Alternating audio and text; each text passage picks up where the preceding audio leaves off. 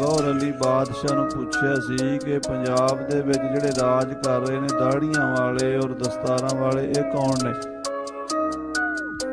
ਉਸ ਮੁਗਲ ਬਾਦਸ਼ਾਹ ਨੇ ਕੁਫਰ ਤੋਲ ਦਿੱਤਾ ਕਿ ਇਹ ਜਰੈਮ ਪੇਸ਼ਾ ਲੋਕ ਸਾਡੀ ਰਈਅਤ ਹੀ ਸਨ, ਇਹ ਕੋਈ ਵੱਡੇ ਬਹਾਦਰ ਯੋਧੇ ਵੀ ਨਹੀਂ ਹਨ, ਇਹਨਾਂ ਨੇ ਕੋਈ ਦੇਸ਼ ਦੀ ਭਗਤੀ ਵੀ ਨਹੀਂ ਕੀਤੀ, ਕੋਈ ਕੰਮ ਵੀ ਨਹੀਂ ਸਵਾਰਿਆ।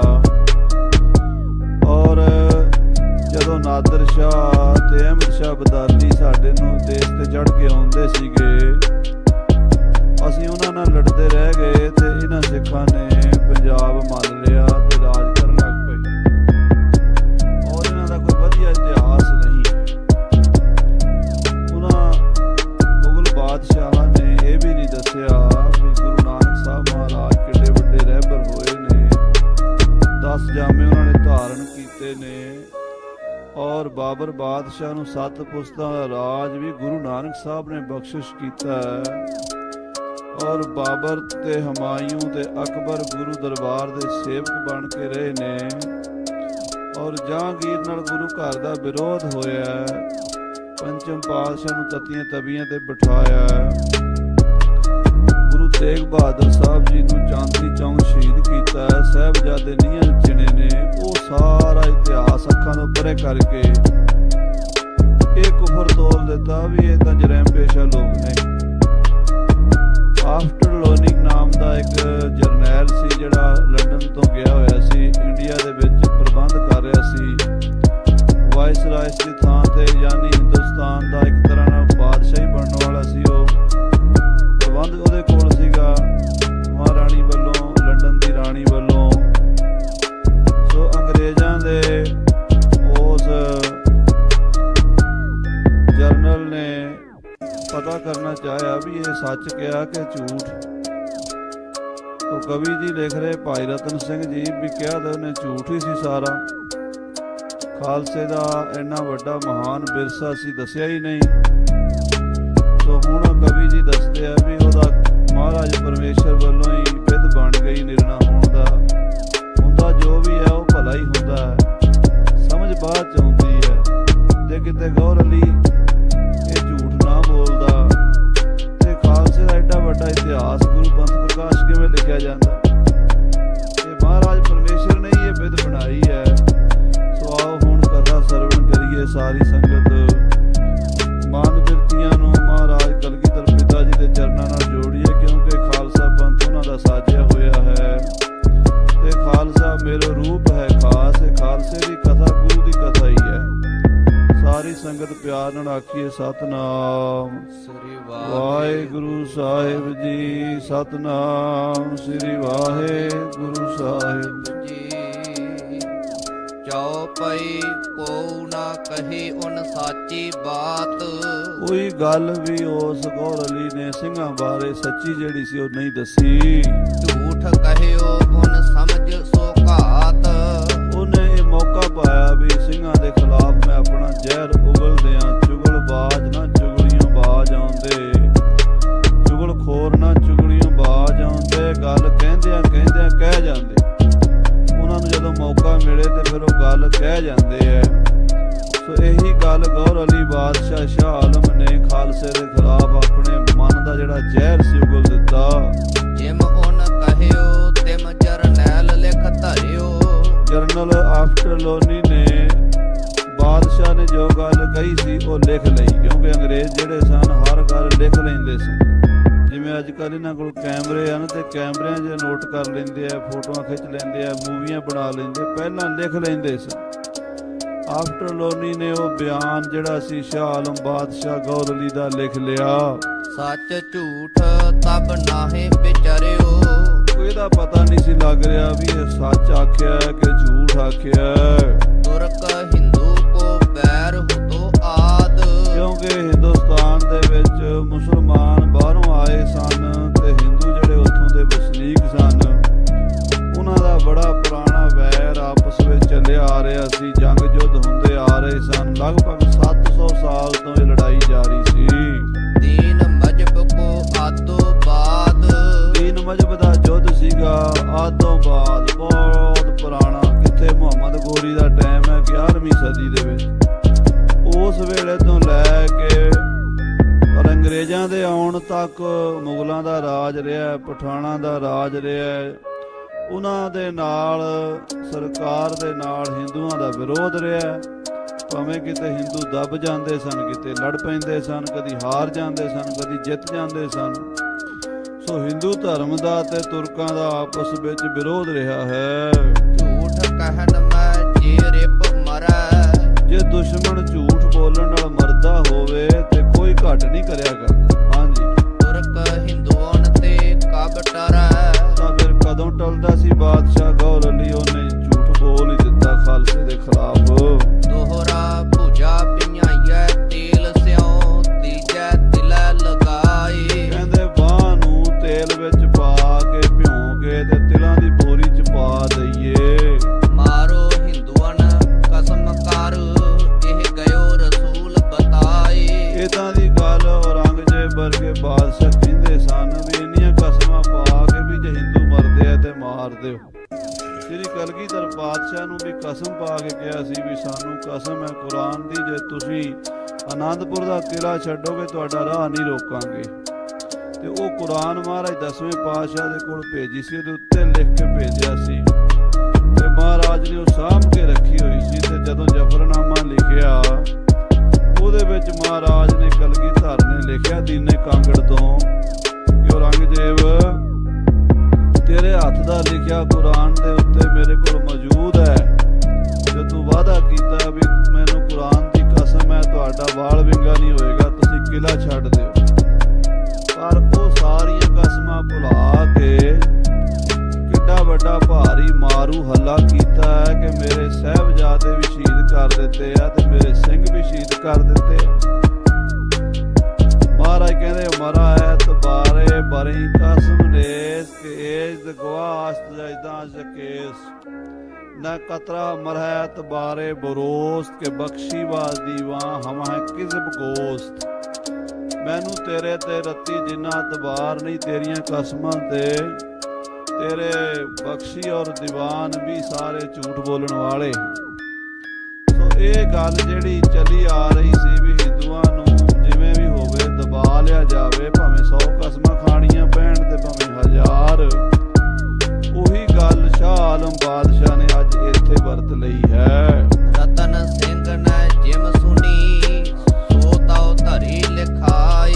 ਭਾਈ ਰਤਨ ਸਿੰਘ ਜੀ ਕਹਿੰਦੇ ਜੋ ਮੈਂ ਉਸ ਵੇਲੇ ਦਾ ਹਾਲਾਤ ਸੁਣਿਆ, ਜੋ ਉੱਥੇ ਦਿੱਲੀ 'ਚ ਵਾਪਰਿਆ, ਉਹ ਮੈਂ ਲਿਖ ਰਿਹਾ ਹਾਂ। ਸੁਨੋ ਸੰਤ ਮਨ ਲਾਇਕ ਅੱਗੇ ਕਹੂੰ ਵਧਾਈ। ਸੰਤ ਜਨੋ ਖਾਲਸਾ ਜੀਓ ਮਨ ਲਾ ਕੇ ਸੁਣੋ, ਮੈਂ ਹੁਣ ਸਾਰੀ ਕਥਾ ਪੰਥ ਪ੍ਰਕਾਸ਼ ਦੀ ਲਿਖਣ ਦੀ ਭੂਮਿਕਾ ਦੱਸਦਾ ਹਾਂ।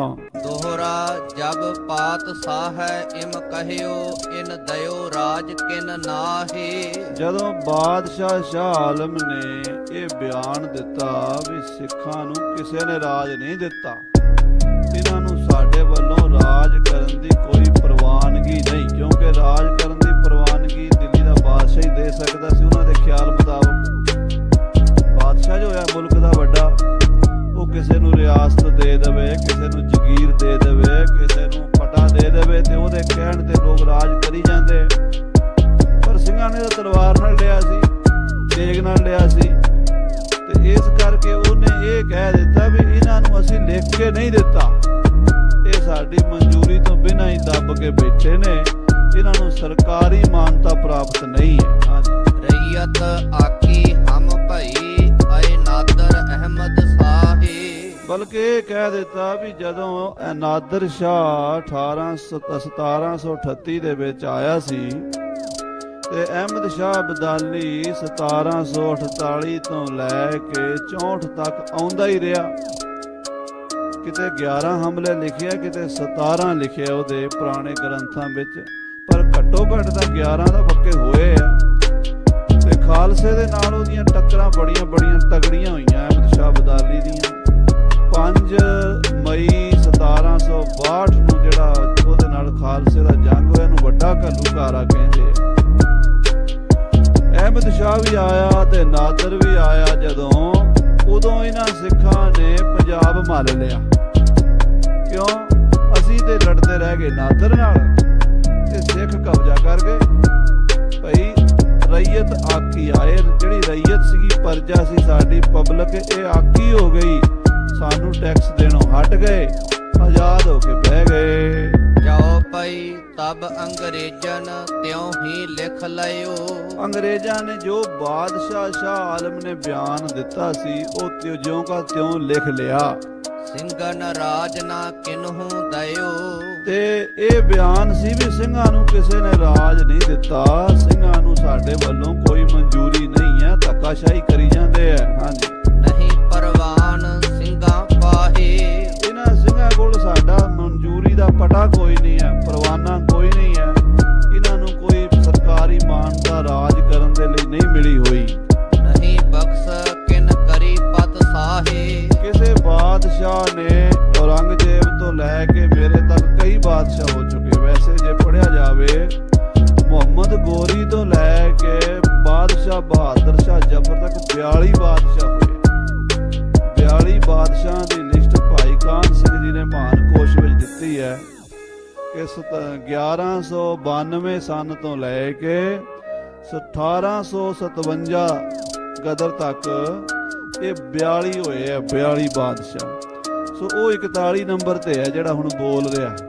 ਉਹ ਕਹਿੰਦਾ ਮੇਰੇ ਤੋਂ ਪਹਿਲਾਂ 40 ਬਾਦਸ਼ਾਹ ਹੋ ਗਏ ਨੇ, ਕਿਸੇ ਨੇ ਵੀ ਸਿੱਖਾਂ ਨੂੰ ਨਹੀਂ ਲਿਖ ਕੇ ਦਿੱਤਾ ਰਾਜ ਕਰਨ ਲਈ। ਦਿੱਲੀਸ਼ ਕਹਿਓ ਤਿਮ ਲਿਖਿਓ ਕਿਤਾਬ। ਜੋ ਇਹ ਬਿਆਨ ਉਸ ਬਾਦਸ਼ਾਹ ਗੌਰ ਅਲੀ ਸ਼ਾਹ ਆਲਮ ਨੇ ਦਿੱਤਾ ਉਹ ਲਿਖ ਲਿਆ ਅੰਗਰੇਜ਼ਾਂ ਨੇ ਕਿਤਾਬ ਦੇ ਵਿੱਚ, ਰਜਿਸਟਰ ਦੇ ਵਿੱਚ, ਫਾਈਲ ਦੇ ਵਿੱਚ। ਹੁਕਮ ਪਾਏ ਯੋ ਧਰੀ ਖਿਤਾਬ। ਔਰ ਫਾਈਲ ਬੰਦ ਕਰਕੇ ਉਹਨਾਂ ਨੇ ਰੱਖ ਲਈ। ਜੋ ਨਹਿ ਪਰਵਾਨੋ ਸਿੰਘਨ ਪਾਹੇ। ਫਿਰ ਅੰਗਰੇਜ਼ ਗੱਲਾਂ ਕਰਨ ਲੱਗ ਪਏ। ਈਸਟ ਇੰਡੀਆ ਕੰਪਨੀ ਕਲਕੱਤੇ ਉਹਨਾਂ ਦਾ ਮੇਨ ਦਫ਼ਤਰ ਸੀਗਾ, ਦਿੱਲੀ 'ਚ ਵੀ ਸੀਗਾ। ਉਹ ਆਪਸ 'ਚ ਘੁਸਰ ਮੁਸਰ ਲੱਗ ਪਏ ਕਰਨ ਅੰਗਰੇਜ਼। ਔ ਨਹਿ ਬਖਸ਼ਿਓ ਕਿਨ ਪਤ ਸਾਹੇ। ਉਹ ਕਹਿੰਦੇ ਜੇ ਸਿੰਘਾਂ ਕੋਲ ਰਾਜ ਕਰਨ ਦਾ ਪਤਾ ਹੀ ਕੋਈ ਨਹੀਂ, ਔਰ ਦਿੱਲੀ ਦੇ ਕਿਸੇ ਬਾਦਸ਼ਾਹ ਨੇ ਉਹਨਾਂ ਨੂੰ ਰਾਜ ਕਰਨ ਦਾ ਹੱਕ ਹਕੂਕ ਦਿੱਤਾ ਹੀ ਕੋਈ ਨਹੀਂ। ਰਈਅਤ ਆਕੀ ਕਬ ਰਹਿਣਾ ਪਾਏ। ਜੇ ਪਬਲਿਕ ਹੈ, ਰਈਅਤ ਹੈ, ਤੇ ਰਈਅਤ ਕਿੰਨਾ ਚਿਰ ਆਕੀ ਰਹਿ ਸਕਦੀ ਹੈ? ਰਈਅਤ ਬਗਾਵਤ ਕਰੇਗੀ 1 ਦਿਨ, 2 ਦਿਨ, ਮਹੀਨਾ, 2 ਮਹੀਨੇ, ਅਖੀਰ ਤੇ ਸਰਕਾਰ ਦੱਬ ਹੀ ਲੈਂਦੀ ਹੈ। ਕਿੱਡੀਆਂ ਕਿੱਡੀਆਂ ਵੱਡੀਆਂ ਬਗਾਵਤਾਂ ਹੁੰਦੀਆਂ ਨੇ, ਅਖੀਰ ਤਾਂ ਸਰਕਾਰ ਦਬਾ ਲੈਂਦੀ ਹੈ ਨਾ। ਤੇ ਜੇ ਸਿੱਖ ਬਾਗੀ ਨੇ ਤਾਂ ਇਹਨਾਂ ਨੂੰ ਰਾਜ ਕਰਨ ਦਾ ਕੋਈ ਹੱਕ ਨਹੀਂ ਹੈ। ਲਈਅਕ ਇਨ ਤੈ ਮੁਲਕ ਛਿਨਾਏ। ਅੰਗਰੇਜ਼ ਸਲਾਹਾਂ ਕਰਨ ਲੱਗ ਪਏ, ਫਿਰ ਆਪਾਂ ਕਿਉਂ ਨਾ ਰਾਜ ਖੋਹ ਲਈਏ ਸਿੱਖਾਂ ਕੋਲੋਂ। ਲਈਏ ਇਹਨਾਂ ਤੇ ਮੁਲਕ ਛੁਡਾਏ, ਇਹਨਾਂ ਦਾ ਮੁਲਕ ਛੁਡਾ ਲਈਏ ਆਪਾਂ। ਪੰਜਾਬ ਦੇ ਵਿੱਚ ਜਿਹੜੀਆਂ ਮਿਸਲਾਂ ਸਿੱਖਾਂ ਦੀਆਂ ਬਣਨ ਲੱਗ ਪਈਆਂ ਨੇ, ਆਪਾਂ ਇਹਨਾਂ ਕੋਲੋਂ ਰਾਜ ਖੋਹ ਲਈਏ। ਜਬ ਅੰਗਰੇਜ਼ਨ ਇਮ ਲਿਖ ਧਰਿਓ। ਅੰਗਰੇਜ਼ ਬੜੇ ਪਹਿਲੇ ਤੋਂ ਹੀ ਸਟੱਡੀ ਕਰ ਰਹੇ ਸਨ। ਇੱਕ ਅੰਗਰੇਜ਼ ਨੇ 1785 ਦੀਆਂ ਗੱਲਾਂ ਲਿਖੀਆਂ ਨੇ, ਯਾਨੀ ਮਹਾਰਾਜਾ ਰਣਜੀਤ ਸਿੰਘ ਤੋਂ 5 ਸਾਲ ਦਾ ਸੀ ਜਦੋਂ ਉਹ ਪੰਜਾਬ 'ਚ ਵੜ ਗਿਆ ਅੰਗਰੇਜ਼। ਉਹਨੇ ਇਹ ਗੱਲ ਵੀ ਲਿਖੀ ਹੈ ਵੀ ਮੈਂ ਸਿੱਖਾਂ ਦੇ 2ਵੇਂ ਗ੍ਰੰਥ ਪੜ੍ਹਨ ਦੀ ਕੋਸ਼ਿਸ਼ ਕੀਤੀ, ਪਰ ਕਹਿੰਦੇ ਮੈਨੂੰ ਇੱਕ ਗ੍ਰੰਥ ਤਾਂ ਇੱਕ ਸਾਧੂ ਨੇ ਦਰਸ਼ਨ ਕਰਾਏ, ਦੂਜਾ ਉਹ ਕਹਿੰਦਾ ਨਹੀਂ ਕਰਾ ਸਕਦਾ। ਕਹਿੰਦਾ ਮੈਨੂੰ ਉਸ ਸਾਧੂ ਨੇ ਰਾਤ ਵੇਲੇ ਗੁਰੂ ਗ੍ਰੰਥ ਸਾਹਿਬ ਦੇ ਦਰਸ਼ਨ ਕਰਾਏ ਵੀ ਇਹ ਸਾਡਾ ਗ੍ਰੰਥ ਹੈ ਧਾਰਮਿਕ, ਅਧਿਆਤਮਿਕ। ਮੈਂ ਉਸ ਨਿਰਮਲੇ ਸਾਧੂ ਨੂੰ ਆਖਿਆ ਵੀ ਜਿਹੜਾ ਦੂਜਾ ਹੈ ਉਹ ਕਹਿੰਦਾ ਉਹ ਸਾਡਾ ਸਿੱਖਾਂ ਦਾ ਹੈ, ਜੰਗੀ ਗ੍ਰੰਥ ਹੈ, ਉਹਦੀ ਸਾਨੂੰ ਪਰਮਿਸ਼ਨ ਨਹੀਂ ਕਿਸੇ ਨੂੰ ਦਿਖਾਉਣ ਦੀ। ਇਹ ਗੱਲਾਂ ਉਦੋਂ ਲਿਖੀਆਂ ਗਈਆਂ 1785 ਦੇ ਵਿੱਚ। ਕਹਿਣ ਦਾ ਮਤਲਬ ਹੈ ਖਾਲਸਾ ਜੀ ਵੀ ਉਹ ਕਿਉਂ ਪੜ੍ਹਦੇ ਸੀ ਸਾਡੇ ਗ੍ਰੰਥ, ਸਾਡੀਆਂ ਪੋਥੀਆਂ, ਵੀ ਇਹਨਾਂ ਦਾ ਚਾਲ ਢਾਲ, ਢੰਗ, ਤਰੀਕਾ, ਰਾਜ ਕਰਨ ਦਾ ਪਤਾ ਲੱਗ ਜੇ, ਫਿਰ ਇਹਨਾਂ ਕੋਲੋਂ ਰਾਜ ਖੋਹਣਾ। ਉਹ ਬੜੇ ਚਿਰ ਦੇ ਲੱਗੇ ਹੋਏ ਸੀ। 1803 ਆ ਗਿਆ ਹੁਣ, ਤੇ 1803 ਵਿੱਚ ਇਹ ਬਾਦਸ਼ਾਹ ਦਾ ਬਿਆਨ ਆਇਆ ਵੀ ਇਹ ਸਿੱਖ ਰਈਅਤ ਨੇ, ਇਹ ਕੋਈ ਬਹੁਤ ਵੱਡੇ ਬਹਾਦਰ ਜਾਂ ਕੋਈ ਬਹੁਤ ਵੱਡੇ ਰਾਜੇ ਰਜਵਾੜੇ ਖਾਨਦਾਨੀ ਬਾਦਸ਼ਾਹ ਨਹੀਂ, ਨਾ ਇਹਨਾਂ ਨੂੰ ਸਾਡੇ ਵੱਲੋਂ ਕੋਈ ਪਰਵਾਨਾ ਰਾਜ ਕਰਨ ਦਾ। ਤਾਂ ਅੰਗਰੇਜ਼ ਸੋਚਣ ਲੱਗ ਪਏ ਜੇ ਬਾਦਸ਼ਾਹ ਵੱਲੋਂ ਇਹਨਾਂ ਨੂੰ ਪ੍ਰਵਾਨਗੀ ਕੋਈ ਨਹੀਂ, ਇਹ ਆਮ ਜੱਟ ਫੂਟ ਇਕੱਠੇ ਹੋਏ ਨੇ ਤੇ ਬਗਾਵਤ ਕਰਕੇ ਕਬਜ਼ਾ ਕਰਕੇ ਬਹਿ ਗਏ ਨੇ, ਤੇ ਆਪਾਂ ਕਿਉਂ ਨਾ ਇਹਨਾਂ ਕੋਲੋਂ ਰਾਜ ਖੋਹ ਕੇ ਆਪਣੇ ਅਧੀਨ ਕਰ ਲਈਏ। ਦੁਸ਼ਟ ਮੁਗਲ ਤਬ ਖੁਸ਼ੀਆਂ ਨ ਭਰਿਓ। ਜਦੋਂ ਅੰਗਰੇਜ਼ ਇਹ ਸੋਚਣ ਲੱਗ ਪਏ ਤੇ ਮੁਗਲ ਬਾਦਸ਼ਾਹ ਖੁਸ਼ੀਆਂ ਮਨਾਉਣ ਲੱਗ ਪਏ। ਜਿਹੜੇ ਉਹਨਾਂ ਦੇ ਪੱਖੀ ਸਨ, ਪੰਥ ਦੇ ਦੋਖੀ ਸਨ, ਉਹ ਕਹਿੰਦੇ ਚੰਗਾ ਹੋਇਆ ਇਹ ਸਿੱਖ ਸਾਡੇ ਤੋਂ ਰਾਜ ਖੋਹਦੇ ਸੀ, ਇਹਨਾਂ ਨੂੰ ਅੰਗਰੇਜ਼ ਟੱਕਰ ਪਏ ਨੇ, ਅਸੀਂ ਵਿੱਚੋਂ ਨਿਕਲ ਗਏ, ਅੰਗਰੇਜ਼ ਆਪੇ ਇਹਨਾਂ ਨੂੰ ਦੱਬ ਲੈਣਗੇ। ਦੋਹਰਾ ਤੁਰਕ ਨਾ ਖੁਸ਼ੀਆ ਕਿਮ ਕਰੈ, ਕਿਮ ਕਹੈ ਨਾ ਖੋਟੀ ਬਾਤ। ਕਵੀ ਜੀ ਕਹਿੰਦੇ ਨੇ ਵੀ ਇਹ ਮੁਗਲ ਕਿਉਂ ਨਾ ਖੁਸ਼ੀਆਂ ਮਨਾਉਣ, ਕਿਉਂ ਨਾ ਖੋਟੀਆਂ ਗੱਲਾਂ ਕਰਨ। ਹਾਂਜੀ, ਤੁਰਕਨ ਆਓ ਹਿੰਦੂਆਂ ਹੁਤੋ ਦੀਨ ਮਜਬ ਕੋ ਘਾਤ। ਕਿਉਂਕਿ ਬੜਾ ਪੁਰਾਣਾ 700-800 ਸਾਲ ਦਾ ਹਿੰਦੂਆਂ ਤੇ ਮੁਸਲਮਾਨਾਂ ਦਾ ਜੰਗ ਚੱਲਿਆ ਆ ਰਿਹਾ ਸੀ। ਉਹ ਨਹੀਂ ਸੀ ਚਾਹੁੰਦੇ ਵੀ ਕੋਈ ਹਿੰਦੂ ਕੌਮ, ਹਿੰਦੁਸਤਾਨੀ ਕੌਮ, ਉਹ ਸਾਨੂੰ ਉਦੋਂ ਹਿੰਦੂ ਹੀ ਸਮਝਦੇ ਸਨ। ਜਿਵੇਂ ਸੂਰਜ ਪ੍ਰਕਾਸ਼ ਵਿੱਚ ਵੀ ਆਉਂਦਾ ਵੀ ਬਾਦਸ਼ਾਹ ਜਹਾਂਗੀਰ ਸਤਿਗੁਰੂ ਨੂੰ ਹਿੰਦੂਆਂ ਦਾ ਪੀਰ ਕਹਿੰਦਾ, ਗੁਰੂ ਹਰਗੋਬਿੰਦ ਸਾਹਿਬ। ਇੱਕ ਵਾਰੀ ਅਸੀਂ ਕਥਾ ਗੁਰਪ੍ਰਤਾਪ ਦੀ ਕਰ ਰਹੇ ਤੇ ਸਾਡੇ ਇੱਕ ਭਾਈ ਉੱਠ ਕੇ ਖੜੇ ਹੋ ਗਏ, ਕਹਿੰਦੇ ਜੀ ਹਿੰਦੂਆਂ ਦਾ ਪੀਰ ਕਿਉਂ ਕਹੀ ਜਾਂਦੇ ਹੋ? ਉਹ ਮੈਂ ਕਿਹਾ ਭਲੇ ਮਾਨਸਾ ਗੱਲ ਸਮਝ ਵੀ ਉਹ ਜਹਾਂਗੀਰ ਕਹਿ ਰਿਹਾ ਗੁਰੂ ਸਾਹਿਬ ਨੂੰ, ਕਿਉਂਕਿ ਉਸ ਵੇਲੇ ਮਹਾਰਾਜ ਸੱਚੇ ਪਾਤਸ਼ਾਹ ਜੀ ਦੀ ਜਿੰਨੀ ਸੰਗਤ ਸੀ ਨਾ ਉਹ ਜ਼ਿਆਦਾਤਰ ਹਿੰਦੂ ਸਮਾਜ ਵਿੱਚੋਂ ਨੇੜੇ ਆਈ ਸੀ। ਮੁਸਲਮਾਨ ਵੀ ਕੁਝ ਵਿਰਲੇ ਸਨ, ਪਰ ਹਿੰਦੂ ਜ਼ਿਆਦਾ ਗੁਰੂ ਨਾਲ ਜੁੜੇ ਸਨ, ਇਸ ਕਰਕੇ ਉਹ ਕਹਿੰਦੇ ਸੀ ਵੀ ਹਿੰਦੂਆਂ ਦਾ ਪੀਰ ਹੈ। ਯਾਨੀ ਗੱਲ ਨੂੰ ਅਸੀਂ ਸਮਝਦੇ ਨਹੀਂ, ਵਿਚਾਰਦੇ ਨਹੀਂ ਵੀ ਕਿਹੜੇ ਸਮੇਂ ਦੀ ਗੱਲ ਹੈ, ਕਿਹੜੇ ਹਾਲਾਤਾਂ ਦੀ ਗੱਲ ਹੈ, ਤੇ ਅਸੀਂ ਵਿਵਾਦ ਬੜੇ ਛੇੜ ਲੈਨੇ। ਸੋ ਇੱਥੇ ਕਵੀ ਰਤਨ ਸਿੰਘ ਜੀ ਕਹਿੰਦੇ ਆ ਵੀ ਹਿੰਦੂਆਂ ਦਾ ਤੇ ਤੁਰਕਾਂ ਦਾ ਬੜਾ ਪੁਰਾਣਾ ਜੰਗ ਚੱਲਿਆ ਹੁੰਦਾ ਸੀ, ਫਿਰ ਕਿਉਂ ਨਾ ਬਾਦਸ਼ਾਹ ਸਿੱਖਾਂ ਦੇ ਖਿਲਾਫ ਉਹ ਜ਼ਹਿਰ ਉਗਲਦਾ। ਚਾਓ ਪਈ ਕਈ ਬਰਸ ਇਮ ਬੀਤਤ ਭਏ, ਕਈ ਸਾਲ ਏਦਾਂ ਲੰਘਦੇ ਗਏ। ਰਣਜੀਤ ਸਿੰਘ ਮੁਲਖਈਆ ਸੰਤਏ, 4 ਸਾਲ ਹੋਰ ਲੰਘ ਗਏ। ਇਹ ਗੱਲ ਜਿਹੜੀ ਹੋਈ ਨਾ, ਇਹਦੇ ਤੋਂ 4 ਸਾਲ ਬਾਅਦ ਸ਼ੇਰੇ ਪੰਜਾਬ ਰਣਜੀਤ ਸਿੰਘ ਮਹਾਰਾਜਾ ਦਿੱਲੀ ਨੂੰ ਤੁਰ ਪਿਆ ਵੀ ਚਲੋ ਪਹਿਲਾਂ ਤਾਂ ਸਤਲੁਜ ਦੀਆਂ ਉੱਪਰਲੀਆਂ ਰਿਆਸਤਾਂ ਜਿਹੜੀਆਂ ਨੇ ਉਹਨਾਂ ਨੂੰ ਆਪਾਂ ਸਰ ਕਰੀਏ। ਪਹਿਲਾਂ ਉਹਨੇ ਪਰਲਾ ਪਾਸਾ ਸਰ ਕੀਤਾ। 11 ਮਿਸਲਾਂ ਸਤਲੁਜ ਤੋਂ ਪਰੇ ਰਾਜ ਕਰ ਰਹੀਆਂ ਸੀ। ਭੰਗੀਆਂ ਦੀ ਮਿਸਲ, ਕਨਈਆਂ ਦੀ ਮਿਸਲ, ਨਕਈਆਂ ਦੀ ਮਿਸਲ, ਸੂਕਰ ਚੱਕੀਆਂ ਦੀ ਮਿਸਲ, ਸਿੰਘਪੁਰੀਆਂ ਦੀ ਮਿਸਲ, ਇਸੇ ਤਰ੍ਹਾਂ ਹੋਰ ਜਿਹੜੀਆਂ ਡੱਲੇ ਵਾਲੀਆਂ ਦੀ ਮਿਸਲ, ਇਹ 11 ਮਿਸਲਾਂ ਸੀ ਨਾ, ਉਹਨੇ ਤੋੜ ਕੇ ਤੇ ਆਪਣੇ ਇੱਕ ਰਾਜ ਥੱਲੇ ਕਰ ਲਈਆਂ। ਤੇ ਬਾਬਾ ਸਾਹਿਬ ਸਿੰਘ ਜੀ ਬੇਦੀ ਨੇ ਸਾਰੇ ਸਿੰਘਾਂ ਸਰਦਾਰਾਂ ਨੂੰ ਸਮਝਾ ਵੀ ਦਿੱਤਾ ਵੀ ਸਿੰਘੋ ਆਪਣਾ ਰਾਜ ਤਾਂ ਹੀ ਕਾਇਮ ਰਹਿਣਾ ਜੇ ਆਪਾਂ ਇੱਕ ਬਾਦਸ਼ਾਹ ਬਣਾਵਾਂਗੇ, ਤੇ ਜੇ ਆਪਾਂ ਖਿੰਡੇ ਪੁੰਡੇ ਰਹਿ ਗਏ ਤੇ ਆਪਸ ਤਲਵਾਰ ਖੜਕਦੀ ਰਹੇਗੀ, ਦੁਸ਼ਮਣ ਸਾਨੂੰ ਦੱਬ ਲਏਗਾ। ਸੋ ਮਹਾਬਲੀ ਰਣਜੀਤ ਸਿੰਘ ਹੋਇਆ ਪੈਦਾ, ਅੱਛਾ ਰੱਜ ਕੇ ਰਾਜ ਕਮਾਏ ਗਿਆ। ਉਹਦੇ ਬਾਰੇ ਸ਼ਾਹ ਮੁਹੰਮਦ ਨੇ ਲਿਖਿਆ ਨਾ ਕਿ ਬੜਾ ਬਲੀ ਸੀ ਉਹਦਾ ਪ੍ਰਤਾਪ ਬੜਾ ਸੀ, ਗੁਰੂ ਨੇ ਭੇਜਿਆ ਸੀ ਉਹਨੂੰ। ਉਸ ਬਲੀ ਰਾਜੇ ਨੇ ਸਤਲੁਜ ਦੀਆਂ ਪਰਲੀਆਂ ਰਿਆਸਤਾਂ ਸਾਰੀਆਂ ਆਪਣੇ ਅਧੀਨ ਕਰ ਲਈਆਂ, ਕਿਸੇ ਨੂੰ ਜ਼ਗੀਰਾਂ ਲਾਤੀਆਂ, ਕਿਸੇ ਨੂੰ ਕਿਸੇ ਤਰ੍ਹਾਂ, ਕਿਸੇ ਨੂੰ ਕਿਸੇ ਤਰ੍ਹਾਂ, ਸਾਰਾ ਰਾਜ ਕਾਇਮ ਕਰਨ ਤੋਂ ਬਾਅਦ ਉਹਨੇ ਸੋਚਿਆ ਵੀ ਜਿਹੜੀਆਂ ਸਤਲੁਜ ਤੋਂ ਪਰਲੀਆਂ ਪੂਰਬ ਵਾਲੇ ਪਾਸੇ ਦੀਆਂ ਰਿਆਸਤਾਂ ਨੇ, ਮਹਾਰਾਜਾ ਪਟਿਆਲਾ, ਮਹਾਰਾਜਾ ਨਾਭਾ, ਮਹਾਰਾਜਾ ਜੀਂਦ, ਮਹਾਰਾਜਾ ਫਰੀਦਕੋਟ ਤੇ ਮਹਾਰਾਜਾ ਕੈਥਲ, ਇਹ 5 ਰਾਜੇ। ਇਹਨਾਂ 5 ਰਾਜਿਆਂ ਨੂੰ ਵੀ ਆਪਣੇ ਅਧੀਨ ਕਰੀਏ।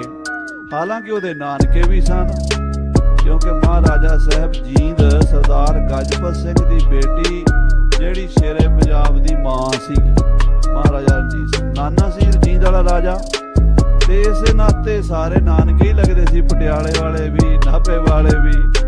ਰਾਜਾ ਸਾਹਿਬ ਸਿੰਘ ਕਹਿੰਦੇ ਮਾਮਾ ਲੱਗਦਾ ਸੀ ਉਹਦਾ, ਰਿਸ਼ਤੇਦਾਰੀ ਵਿੱਚੋਂ, ਸ਼ਰੀਕੇ ਵਿੱਚੋਂ ਸੀ ਨਾ। ਤੇ ਇਹ ਸਾਰੇ ਰਾਜੇ ਇਕੱਠੇ ਹੋ ਕੇ ਜਦੋਂ ਮਹਾਰਾਜਾ ਰਣਜੀਤ ਸਿੰਘ ਆਇਆ ਨਾ ਪਟਿਆਲੇ, ਤੇ ਕਹਿੰਦੇ ਆ ਵੀ ਰਾਣੀ ਵੱਡੀ ਜਿਹੜੀ ਸੀ ਸਾਹਿਬ ਕੌਰ ਦੀ ਮਾਂ, ਸਾਹਿਬ ਸਿੰਘ ਦੀ ਮਾਂ ਜਿਉਂਦੀ ਸੀ, ਤੇ ਸਾਹਿਬ ਸਿੰਘ ਨੂੰ ਜਾ ਕੇ ਪੈਰੀ ਪੈਣਾ ਕਿਹਾ ਰਣਜੀਤ ਸਿੰਘ ਨੇ, ਮਾਮਾ ਜੀ ਮੇਰੀ ਪੈਣਾ। ਉਹ ਕਹਿੰਦੇ ਪੁੱਤ ਆ ਜਾ, ਆਪਾਂ ਕਿਲੇ ਵਿੱਚ ਚੱਲੀਏ, ਤੇਰੀ ਨਾਨੀ ਉਡੀਕਦੀ ਹੈ, ਮਿਲਣਾ ਚਾਹੁੰਦੀ ਮਾਤਾ ਨੂੰ। ਉਹ ਫਿਰ ਅੰਦਰ ਲੈ ਗਿਆ ਆਪਣੀ ਮਾਂ ਦੇ ਕੋਲ, ਤੇ ਉਹਨੂੰ ਵੀ ਉਹਨੇ ਨਮਸਕਾਰ ਕੀਤੀ। ਰਣਜੀਤ ਸਿੰਘ ਦੀ ਉਮਰ ਚੜ੍ਹਦੀ ਸੀ, ਯਾਨੀ ਕਿ 25 ਸਾਲ ਦੀ ਉਮਰ ਸੀਗੀ, ਤੇ ਸਾਹਿਬ ਸਿੰਘ ਥੋੜਾ ਜਿਹਾ ਵਡੇਰਾ ਸੀਗਾ, ਰਾਜਾ ਪਟਿਆਲੇ ਵਾਲਾ। ਤੇ ਕਹਿੰਦੇ ਉਹਨੇ ਜਾ ਕੇ ਜਦੋਂ ਨਾਨੀ ਨੂੰ ਮੱਥਾ ਟੇਕਿਆ, ਉਹਨੇ ਪਿਆਰ ਕੀਤਾ, ਤੇ ਸਾਹਿਬ ਸਿੰਘ ਕਹਿੰਦਾ ਭਾਣਜਾ ਰਾਜੇ ਕਿਸੇ ਦੇ ਮਾਮੇ ਨਹੀਂ ਹੁੰਦੇ, ਕਾਕਾ ਹੁਣ ਤੂੰ ਆ ਗਿਆ ਸਾਡੇ ਕਾਬੂ, ਹੁਣ ਦੱਸ ਕਿਵੇਂ ਨਿਕਲੇਗਾ। ਰਣਜੀਤ ਸਿੰਘ ਪੈਰੀ ਪੈ ਕਹਿਣ ਲੱਗਾ, ਨਾਨਕਿਆਂ ਦੇ ਘਰੋਂ ਮੈਂ ਸਗਨ ਲੈ ਕੇ ਜਾਵਾਂਗਾ, ਐਵੇਂ ਨਹੀਂ ਜਾਂਦਾ। ਉਹਨੇ ਵੀ ਪਿਆਰ ਕੀਤਾ ਬਜ਼ੁਰਗ ਮਾਈ ਨੇ। ਤੇ ਫਿਰ ਸਾਹਿਬ ਸਿੰਘ ਨੇ ਪੁੱਛਿਆ ਹੁਣ ਕਿੱਧਰ ਦੀ ਚੜ੍ਹਾਈ ਹੈ। ਇਹ ਵੀਰ ਮਰਗੇਸ਼ ਗ੍ਰੰਥ ਹੈ ਬਾਬਾ ਵੀਰ ਸਿੰਘ ਜੀ ਨਰੰਗਾ ਬਾਦੀਆਂ ਦਾ ਜੀਵਨ, ਉਹਦੇ ਵਿੱਚ ਬਚਨ ਲਿਖੇ। ਕਹਿੰਦੇ ਸਾਹਿਬ ਸਿੰਘ ਰਾਜਾ ਜਿਹੜਾ ਸੀ ਨਾ, ਮਹਾਰਾਜਾ ਆਲਾ ਸਿੰਘ ਦਾ ਪੜਪੋਤਰਾ ਸੀਗਾ। ਅਮਰ ਸਿੰਘ ਦਾ ਪੁੱਤਰ, ਸਰਦੂਲ ਸਿੰਘ ਦਾ ਪੋਤਰਾ ਤੇ ਰਾਜੇ ਆਲਾ ਸਿੰਘ ਦਾ ਪੜਪੋਤਰਾ। ਤੇ ਉਹ ਕਹਿੰਦੇ ਕਸ਼ਹਿਰਾ ਰੱਖਦਾ ਸੀ ਤੇ ਖੇਸ ਦੀ ਬੁੱਕਲ ਮਾਰ ਕੇ ਰੱਖਦਾ ਸੀ ਤੇ ਢਾਲ ਤਲਵਾਰ ਹਰ ਵੇਲੇ ਕੋਲ ਰੱਖਦਾ ਸੀ। ਤੇ ਉਹਨੇ ਪੁੱਛਿਆ ਇਹ ਫੌਜਾਂ ਕਿੱਧਰ ਚੱਲੀਆਂ ਸਿੰਘਾਂ ਦੀਆਂ? ਕਹਿੰਦਾ ਮਾਮਾ ਜੀ ਦਿੱਲੀ ਫਤਿਹ ਕਰਨ ਚੱਲੇ। ਉਹ ਕਹਿੰਦਾ ਪੁੱਤ ਆ ਜਿਹੜੇ ਮੁੰਡੇ ਤੂੰ ਭਰਤੀ ਕੀਤੇ ਆ ਨਾ, ਇਹਨਾਂ ਨੇ ਅੰਗਰੇਜ਼ਾਂ ਦੀ ਝਾਲ ਨਹੀਂ ਉਹ ਚੱਲਣੀ। ਸਿੰਘ ਤਾਂ ਠੀਕ ਹਨ, ਸੂਰਮੇ ਹਨ, ਪਰ ਮੇਰੀ ਸਲਾਹ ਮੰਨੇ ਤੇ ਵਾਪਸ ਚਲਾ ਜਾ, ਕਿਉਂਕਿ ਅਜੇ ਤੇਰੀ ਤਿਆਰੀ ਓਨੀ ਨਹੀਂ ਵੀ ਤੂੰ ਦਿੱਲੀ ਫਤਿਹ ਕਰ ਲਵੇਂ, ਕਿਤੇ ਮਜ਼ਾਕ ਨਾ ਬਣੇ। ਐਸੀ ਹਾਲਾਤ ਸੀਗੀ ਉਦੋਂ, ਅੰਗਰੇਜ਼ਾਂ ਕੋਲ ਤਾਕਤ ਜ਼ਿਆਦਾ ਸੀ। ਕਹਿੰਦੇ ਫਿਰ ਰਾਜੇ ਪਟਿਆਲੇ, ਰਾਜੇ ਨਾਭੇ, ਰਾਜੇ ਜੀਂਦ ਵਾਲੇ ਜਦੋਂ ਰਣਜੀਤ ਸਿੰਘ ਵਾਪਸ ਪਰਤਿਆ ਨਾ, ਉਹਨਾਂ ਨੇ ਸੋਚਿਆ ਵੀ ਇਹ ਮੁੰਡਾ ਸਾਨੂੰ ਖਰਾਬ ਕਰੇਗਾ, ਇਹਨੇ ਪਰਲੀਆਂ ਰਿਆਸਤਾਂ ਸਾਰੀਆਂ ਦੱਬ ਲੀਆਂ, ਸਾਨੂੰ ਨਹੀਂ ਛੱਡੇਗਾ। ਯਾਨੀ ਗਿਆਨ ਸਿੰਘ ਦੇ ਪੰਥ ਪ੍ਰਕਾਸ਼ 'ਚ ਗੱਲ ਆਉਂਦੀ ਕਿ ਮਲਵਈ ਰਾਜੇ 5 ਰਾਜੇ ਇਕੱਠੇ ਹੋਏ, ਫਰੀਦਕੋਟ, ਨਾਭਾ, ਪਟਿਆਲਾ, ਜੀਂਦ ਤੇ ਕੈਥਲ। 5 ਰਾਜੇ ਸਲਾਹ ਕਰਦੇ ਆ, ਜਿਹੜੀ ਉਹਨਾਂ ਨੇ ਉਸੇ ਮੁਹਾਵਰਾ ਵਰਤਿਆ। ਉਹ ਕਹਿੰਦਾ ਇੱਕ ਪਾਸੇ ਹੈਜੇ ਦੀ ਬਿਮਾਰੀ ਹੈ, ਇੱਕ ਪਾਸੇ ਟੀਬੀ ਦੀ ਬਿਮਾਰੀ ਹੈ। ਇਹ ਗੱਲ ਉਹਨਾਂ ਨੇ ਆਪਸ ਕੀਤੀ ਵੀ ਇੱਕ ਪਾਸੇ ਹੈਜਾ, ਇੱਕ ਪਾਸੇ ਟੀਬੀ। ਕਹਿੰਦੇ ਹੈਜਾ ਹੋ ਜਾਏ ਤੇ ਬੰਦਾ 1-2 ਦਿਨ ਜੀ ਚੱਲ ਬਸਦਾ, ਹੈਜਾ ਹੋਇਆ ਉਲਟੀਆਂ ਦਵਾਈਆਂ ਤੇ ਗਿਆ ਭਾਵੇਂ ਘੰਟੇ 'ਚ ਹੀ ਮਰ ਜਾਵੇ। ਤੇ ਕਹਿੰਦੇ ਜਿਹੜਾ ਟੀਬੀ ਦੀ ਬਿਮਾਰੀ ਆ, ਉਹ ਕਹਿੰਦੇ ਸਾਲ 6 ਮਹੀਨੇ ਬੰਦਾ ਕੱਢ ਜਾਂਦਾ, 2 ਸਾਲ ਵੀ ਕੱਢ ਜਾਂਦਾ, 10 ਸਾਲ ਵੀ ਕੱਢ ਜਾਂਦਾ। ਟੀਬੀ ਮੰਜੇ ਤੇ ਪਿਆ ਪਿਆ ਕੇ ਭਾਵੇਂ ਚਲੋ ਜਿਉਂਦਾ ਤੇ ਹੈ ਨਾ। ਕਹਿੰਦੇ ਜਿਹੜਾ ਤੇ ਰਣਜੀਤ ਸਿੰਘ ਇਹ ਤੇ ਹੈਜਾ, ਇਹਨੇ ਤੇ ਇੱਕੋ ਵਾਰੀ ਆ ਕੇ ਦੱਬਣਾ ਤੇ ਚੱਕ ਦੇਣਾ ਫੱਟਾ, ਸਾਫ਼ ਕਰ ਦੇਣਾ, ਸਾਡੀ ਰਿਆਸਤ ਮਾਲਵਿਆਂ ਦੀ ਖਤਮ ਕਰ ਦੇਣੀ। ਤੇ ਜੇ ਅੰਗਰੇਜ਼ਾਂ ਵੱਲ ਵੇਖੀਏ, ਖਾਣਾ ਤੇ ਉਹਨਾਂ ਨੇ ਵੀ ਸਾਨੂੰ ਹੈ, ਪਰ ਉਹ ਟੀਵੀ ਦੀ ਤਰ੍ਹਾਂ ਹੌਲੇ ਹੌਲੇ ਹੌਲੇ ਹੌਲੇ ਸਹਿ ਕੇ ਮਾਰਨਗੇ। 150 ਸਾਲ ਅਸੀਂ ਕੱਢ ਤੇ ਲਵਾਂਗੇ ਨਾ ਉਹਨਾਂ ਦੇ ਥੱਲੇ ਰਹਿ ਕੇ। ਆਪਾਂ ਇੰਝ ਕਰੀਏ, ਆਪਾਂ ਅੰਗਰੇਜ਼ਾਂ ਨਾਲ ਸੰਧੀ ਕਰ ਲਈਏ, ਇਹ ਰਣਜੀਤ ਸਿੰਘ ਤੋਂ ਆਪਾਂ ਥੋੜਾ ਜਿਹਾ ਕਿਨਾਰਾ ਕਰ ਜਾਈਏ। ਫਿਰ ਇਹ ਜਿਹੜੀ ਅੰਗਰੇਜ਼ਾਂ ਦੇ ਨਾਲ 5 ਰਾਜੇ, ਮਹਾਰਾਜਾ ਪਟਿਆਲਾ, ਮਹਾਰਾਜਾ ਨਾਭਾ, ਜੀਂਦ, ਕੈਥਲ ਤੇ ਮਹਾਰਾਜਾ ਫਰੀਦਕੋਟ ਨੇ ਅੰਗਰੇਜ਼ਾਂ ਨਾਲ ਸੰਧੀ ਕੀਤੀ। ਉਹ ਗੱਲ ਦਾ ਹੁਣ ਜ਼ਿਕਰ ਆ ਰਿਹਾ। ਰਣਜੀਤ ਸਿੰਘ ਜਦ ਮੁਲਖਈਏ ਸਤਾਏ, ਮੁਲਖਈਏ ਦੇ ਮਲਵਈਆਂ ਨੂੰ ਕਿਹਾ ਵੀ ਇਹ ਮੁਲਕ ਦੇ ਲੋਕ ਸੀ, ਆਪਣੀ ਸਿੰਘ ਸੀਗੇ। ਰਣਜੀਤ ਸਿੰਘ ਨੂੰ ਨਹੀਂ ਸੀ ਚਾਹੀਦਾ ਇਹਨਾਂ ਨੂੰ ਸਤਾਉਂਦਾ, ਬਲਕਿ ਪ੍ਰੇਮ ਨਾਲ ਲਾਂਦਾ ਨੇੜੇ।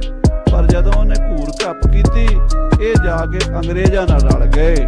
ਓਏ ਅੰਗਰੇਜ਼ਨ ਕੋ ਲੈ ਆਏ, ਉਹ ਅੰਗਰੇਜ਼ਾਂ ਨੂੰ ਲੈ ਆਏ। ਕਹਿੰਦੇ ਤੁਸੀਂ ਲੁਧਿਆਣੇ ਆ ਕੇ ਬਹਿ ਜਾਓ, ਰਣਜੀਤ ਸਿੰਘ ਪਰੇ ਰਾਜ ਕਰੀ ਜਾਵੇ, ਉਰਲੇ ਪਾਸੇ ਤੁਸੀਂ ਸਾਡੀ ਰਾਖੀ ਕਰੋ, ਅਸੀਂ ਤੁਹਾਡੇ ਅਧੀਨ ਰਹਿਣਾ ਚਾਹੁੰਦੇ ਆ, ਅਸੀਂ ਰਾਜੇ ਰਣਜੀਤ ਸਿੰਘ ਦੇ ਥੱਲੇ ਰਾਜ ਨਹੀਂ ਕਰਨਾ ਚਾਹੁੰਦੇ। ਲੁਧਿਆਣਾ ਸੋ ਆਣ ਬਹਾਏ। ਸੋ 1807 ਦੇ ਵਿੱਚ ਲੁਧਿਆਣੇ ਦੇ ਵਿੱਚ ਆ ਕੇ ਅੰਗਰੇਜ਼ਾਂ ਨੇ ਛਾਉਣੀ ਪਾ ਲਈ ਪੱਕੀ। ਦੋਹਰਾ ਸਾਲ 18 ਸਹਿ ਬਿਤੇ, ਅਦਕ ਚੌਸਟੇ ਸੋਏ। 1864 ਵਿਕਰਮੀ ਹੈ, ਉਹਦੇ ਵਿੱਚੋਂ ਹੁਣ ਤੁਸੀਂ ਕੱਢ ਦਿਓ 57 ਸਾਲ ਤੇ ਕਿੰਨੇ ਰਹਿ ਗਏ? ਮੇਰਾ ਖਿਆਲ 1807-8 ਦਾ ਸਮਾਂ ਬਣ ਜਾਂਦਾ ਹੈ। ਇਸ ਸਮੇਂ ਵਿੱਚ ਮਹਾਰਾਜਾ ਸਾਹਿਬ ਰਣਜੀਤ ਸਿੰਘ ਦਾ ਰਾਜ ਪਰਾਂ ਰਹਿ ਗਿਆ ਤੇ ਫਲੌਰ ਸਤਲੁਜ ਤੋਂ ਪਰਲੇ ਪਾਸੇ ਟੱਪੋ ਨਾ ਤੁਸੀਂ ਦਰਿਆ ਫਲੌਰ ਆਪਣਾ ਸਤਲੁਜ ਤੇ ਖੱਬੇ ਪਾਸੇ ਕਿਲਾ ਦਿਸਦਾ ਮਹਾਰਾਜਾ ਰਣਜੀਤ ਸਿੰਘ ਦਾ, ਫਲੌਰ ਦਾ ਕਿਲਾ। ਹੁਣ ਉੱਥੇ ਪੁਲਿਸ ਦਾ ਟ੍ਰੇਨਿੰਗ ਸੈਂਟਰ ਹੈ, ਪੰਜਾਬ ਪੁਲਿਸ ਦਾ। ਉੱਥੇ ਉਹ ਜਿਹੜਾ ਫਲੌਰ ਦਾ ਕਿਲਾ ਹੈ, ਉਹ ਸਿੰਘਾਂ ਦੀ ਖਾਲਸੇ ਦੀ ਯਾਨੀ ਪਰਲੇ ਪਾਸੇ ਛਾਉਣੀ ਪੈ ਗਈ, ਉਰਲੇ ਪਾਸੇ ਲੁਧਿਆਣੇ ਅੰਗਰੇਜ਼ਾਂ ਦੀ ਛਾਉਣੀ ਪੈ ਗਈ। ਮੋੜਿਓ ਪਾਰ ਉਤਾਰ 3 ਰਣਜੀਤ ਸਿੰਘ ਦਲ ਜੋਏ। ਸੋ ਅੰਗਰੇਜ਼ਾਂ ਦੇ ਜਦੋਂ ਮਹਾਰਾਜਾ ਪਟਿਆਲਾ ਨਾਭਾ ਨੇ ਅੰਗਰੇਜ਼ਾਂ ਨਾਲ ਸੰਧੀ ਕਰ ਲਈ, ਉਹਨਾਂ ਦੇ ਅਧੀਨ ਫਿਰ ਮਹਾਰਾਜੇ ਦਾ ਦਲ ਰਣਜੀਤ ਸਿੰਘ ਦਾ ਪਰਲੇ ਪਾਸੇ ਜਾਣ ਨੂੰ ਮਜਬੂਰ ਹੋ ਗਿਆ। ਕੱਲੇ ਬਾਬਾ ਫੂਲਾ ਸਿੰਘ ਜੀ ਅਕਾਲੀ ਨਿਹੰਗ ਸਿੰਘਾਂ ਦਾ ਦਲ ਲੈ ਕੇ ਦਮਦਮੇ ਸਾਹਿਬ ਦੇ ਇਲਾਕੇ 'ਚ ਵਿਚਰਿਆ ਕਰਦੇ ਸੀਗੇ, ਕਿਉਂਕਿ ਉਹਨਾਂ ਵਾਸਤੇ ਉਰਲੇ ਵੀ ਆਪਣੇ ਸੀ, ਪਰਲੇ ਵੀ ਆਪਣੇ ਸੀ। ਉਹ ਤਾਂ ਮਹਾਂਪੁਰਸ਼ ਅਕਾਲ ਤਖਤ ਦੇ ਜਥੇਦਾਰ ਸਾਧੂ ਸਨ। ਤੇ ਜਦੋਂ ਮਹਾਰਾਜਾ ਰਣਜੀਤ ਸਿੰਘ ਦੇ ਪਰਲੇ ਪਾਸੇ ਚਲਾ ਗਿਆ, ਬਾਬਾ ਫੂਲਾ ਸਿੰਘ ਜੀ ਜਿਉਂ ਲੱਗੇ ਮੁਕਤਸਰ ਦੇ ਇਲਾਕੇ ਤੋਂ ਤੁਰੇ ਮਹਾਰਾਜਾ ਪਟਿਆਲਾ ਨਾਭਾ ਅੰਮ੍ਰਿਤ ਸੰਚਾਰ ਖੰਡੇ ਦਾ ਪਿੰਡਾਂ 'ਚ ਜਾ ਕੇ ਕਰਿਆ ਕਰਦੇ ਸੀ। ਉਹਨਾਂ ਦੀ ਅੰਗਰੇਜ਼ਾਂ ਨਾਲ ਟੱਕਰ ਹੋ ਗਈ। ਅੰਗਰੇਜ਼ਾਂ ਨਾਲ ਜਦੋਂ ਟੱਕਰ ਹੋ ਗਈ, 1300 ਨਿਹੰਗ ਸਿੰਘਾਂ ਦੀ ਫੌਜ ਸੀ ਬਾਬੇ ਫੂਲਾ ਸਿੰਘ ਕੋਲ। ਉਹ ਜਿੱਥੇ ਜਾਇਆ ਕਰੇ ਅੰਗਰੇਜ਼ਾਂ ਦੀ ਛਾਉਣੀ ਟੁੱਟ ਕੇ ਅਗਾਂਹ ਲੰਘ ਜਾ ਕਰੇ। ਕਹਿੰਦੇ ਉਹ ਦਮਦਮੇ ਤੋਂ ਲੈ ਕੇ ਅੰਗਰੇਜ਼ਾਂ ਦੀਆਂ ਸਾਰੀਆਂ ਛਾਉਣੀਆਂ ਹਿਲਾ ਕੇ ਤੇ ਅਨੰਦਪੁਰ ਸਾਹਿਬ ਹੋਲੇ ਮਹੱਲੇ ਜਾ ਪਹੁੰਚਿਆ। ਜਦੋਂ ਅਨੰਦਪੁਰ ਸਾਹਿਬ ਪਹੁੰਚੇ ਤੇ ਉੱਥੇ ਅੰਗਰੇਜ਼ਾਂ ਨੇ ਕੀ ਸਿਸਟਮ ਕੀਤਾ ਸੀ, ਮੇਲੇ ਦੇ ਉੱਤੇ 4 ਬਾਂਸ ਜੇ ਕੱਢ ਕੇ ਉੱਤੇ ਫੱਟੇ ਲਾ ਲੈਂਦੇ ਸੀ, ਉਹਦੇ ਤੇ ਕੋਈ ਪਾਦਰੀ ਖੜਾ ਕਰ ਦਿੰਦੇ ਸੀ। ਉਹ ਪੰਜਾਬੀ 'ਚ ਪ੍ਰਚਾਰ ਕਰਦਾ ਸੀ ਈਸਾਈ ਧਰਮ ਦਾ, ਤੇ ਚਾਹ ਦੇ ਪੈਕਟ ਮੁਫਤ ਵੰਡਦਾ ਸੀਗਾ ਕਿ ਚਾਹ ਇਹ ਪਾਣੀ 'ਚ ਉਬਾਲੋ, ਇਹ ਬੜਾ ਸਵਾਦ ਦਿੰਦੀ ਹੈ, ਇਹ ਬੜਾ ਚੰਗੀ ਚੀਜ਼ ਹੈ, ਇਹਦੇ ਨਾਲ ਬੰਦਾ ਤੰਦਰੁਸਤ ਰਹਿੰਦਾ ਹੈ। ਇਦਾਂ ਦਾ ਪ੍ਰਚਾਰ ਚਾਹ ਦੇ ਪੈਕਟ ਵੰਡ ਕੇ ਤੇ ਨਾਲ ਕਹਿੰਦਾ ਸੀ ਵੀ ਈਸਾ ਮਸੀਹ ਨੇ ਇਹ ਸਾਡੇ ਲਈ ਸੁਗਾਤ ਭੇਜੀ ਹੈ, ਇਹ ਧਰਮ ਜਿਹੜਾ ਈਸਾਈ ਇਹਦੇ 'ਚ ਆਓ, ਤੁਹਾਨੂੰ ਬੜੀਆਂ ਸਹੂਲਤਾਂ ਮਿਲਣਗੀਆਂ। ਨਾਲ ਨਾਲ ਈਸਾਈ ਧਰਮ ਦਾ ਪ੍ਰਚਾਰ ਕਰਦਾ। ਇੱਕ ਨਿਹੰਗ ਸਿੰਘ ਥੱਲਿਓਂ ਬੈਠਾ ਦੇਖੀ ਜਾਵੇ ਵੀ ਇਹ ਕੀ ਕਹੀ ਜਾਂਦਾ। ਪਹਿਲਾਂ ਤੇ ਉਹਨੂੰ ਉਹਦੀ ਸਮਝ ਹੀ ਨਾ ਆਈ। ਜਦੋਂ ਕਿ ਸਮਝ ਆਈ, ਉਹ ਸਮਝ ਗਿਆ ਵੀ ਇਹ ਤੇ ਕੰਮ ਖਰਾਬ ਹੀ ਹੈ, ਇਹ ਤੇ ਤਖਤ ਖਾਲਸੇ ਦਾ ਤੇ ਇੱਥੇ ਈਸਾਈ ਧਰਮ ਦਾ ਪ੍ਰਚਾਰ ਕਰਦਾ। ਮਾਰ ਕੇ ਛਾਲ ਫੌਜ ਚੜ ਗਈ ਉੱਤੇ, ਝਟਕਿਆ ਉਹਦਾ ਸਿਰ ਦੇ ਬਰਛੇ ਤੇ ਟੰਗ ਕੇ ਈਸਾਈ ਦਾ, ਤੇ ਉਹ ਲੈ ਕੇ ਬਾਬੇ ਫੂਲਾ ਸਿੰਘ ਆ ਗਿਆ। ਬਾਬਾ ਜੀ ਕਹਿੰਦੇ ਕੀ ਕੀਤਾ? ਕਹਿੰਦਾ ਜੀ ਉਹ ਇੱਥੇ ਗੁਰੂ ਕੇ ਤਖਤ ਤੇ ਕੇਸਗੜ੍ਹ ਸਾਹਿਬ ਤੇ ਖਾਲਸੇ ਦਾ ਪ੍ਰਚਾਰ ਹੋਣਾ ਤੇ ਈਸਾਈਆਂ ਦਾ ਕਰੀ ਜਾਂਦਾ।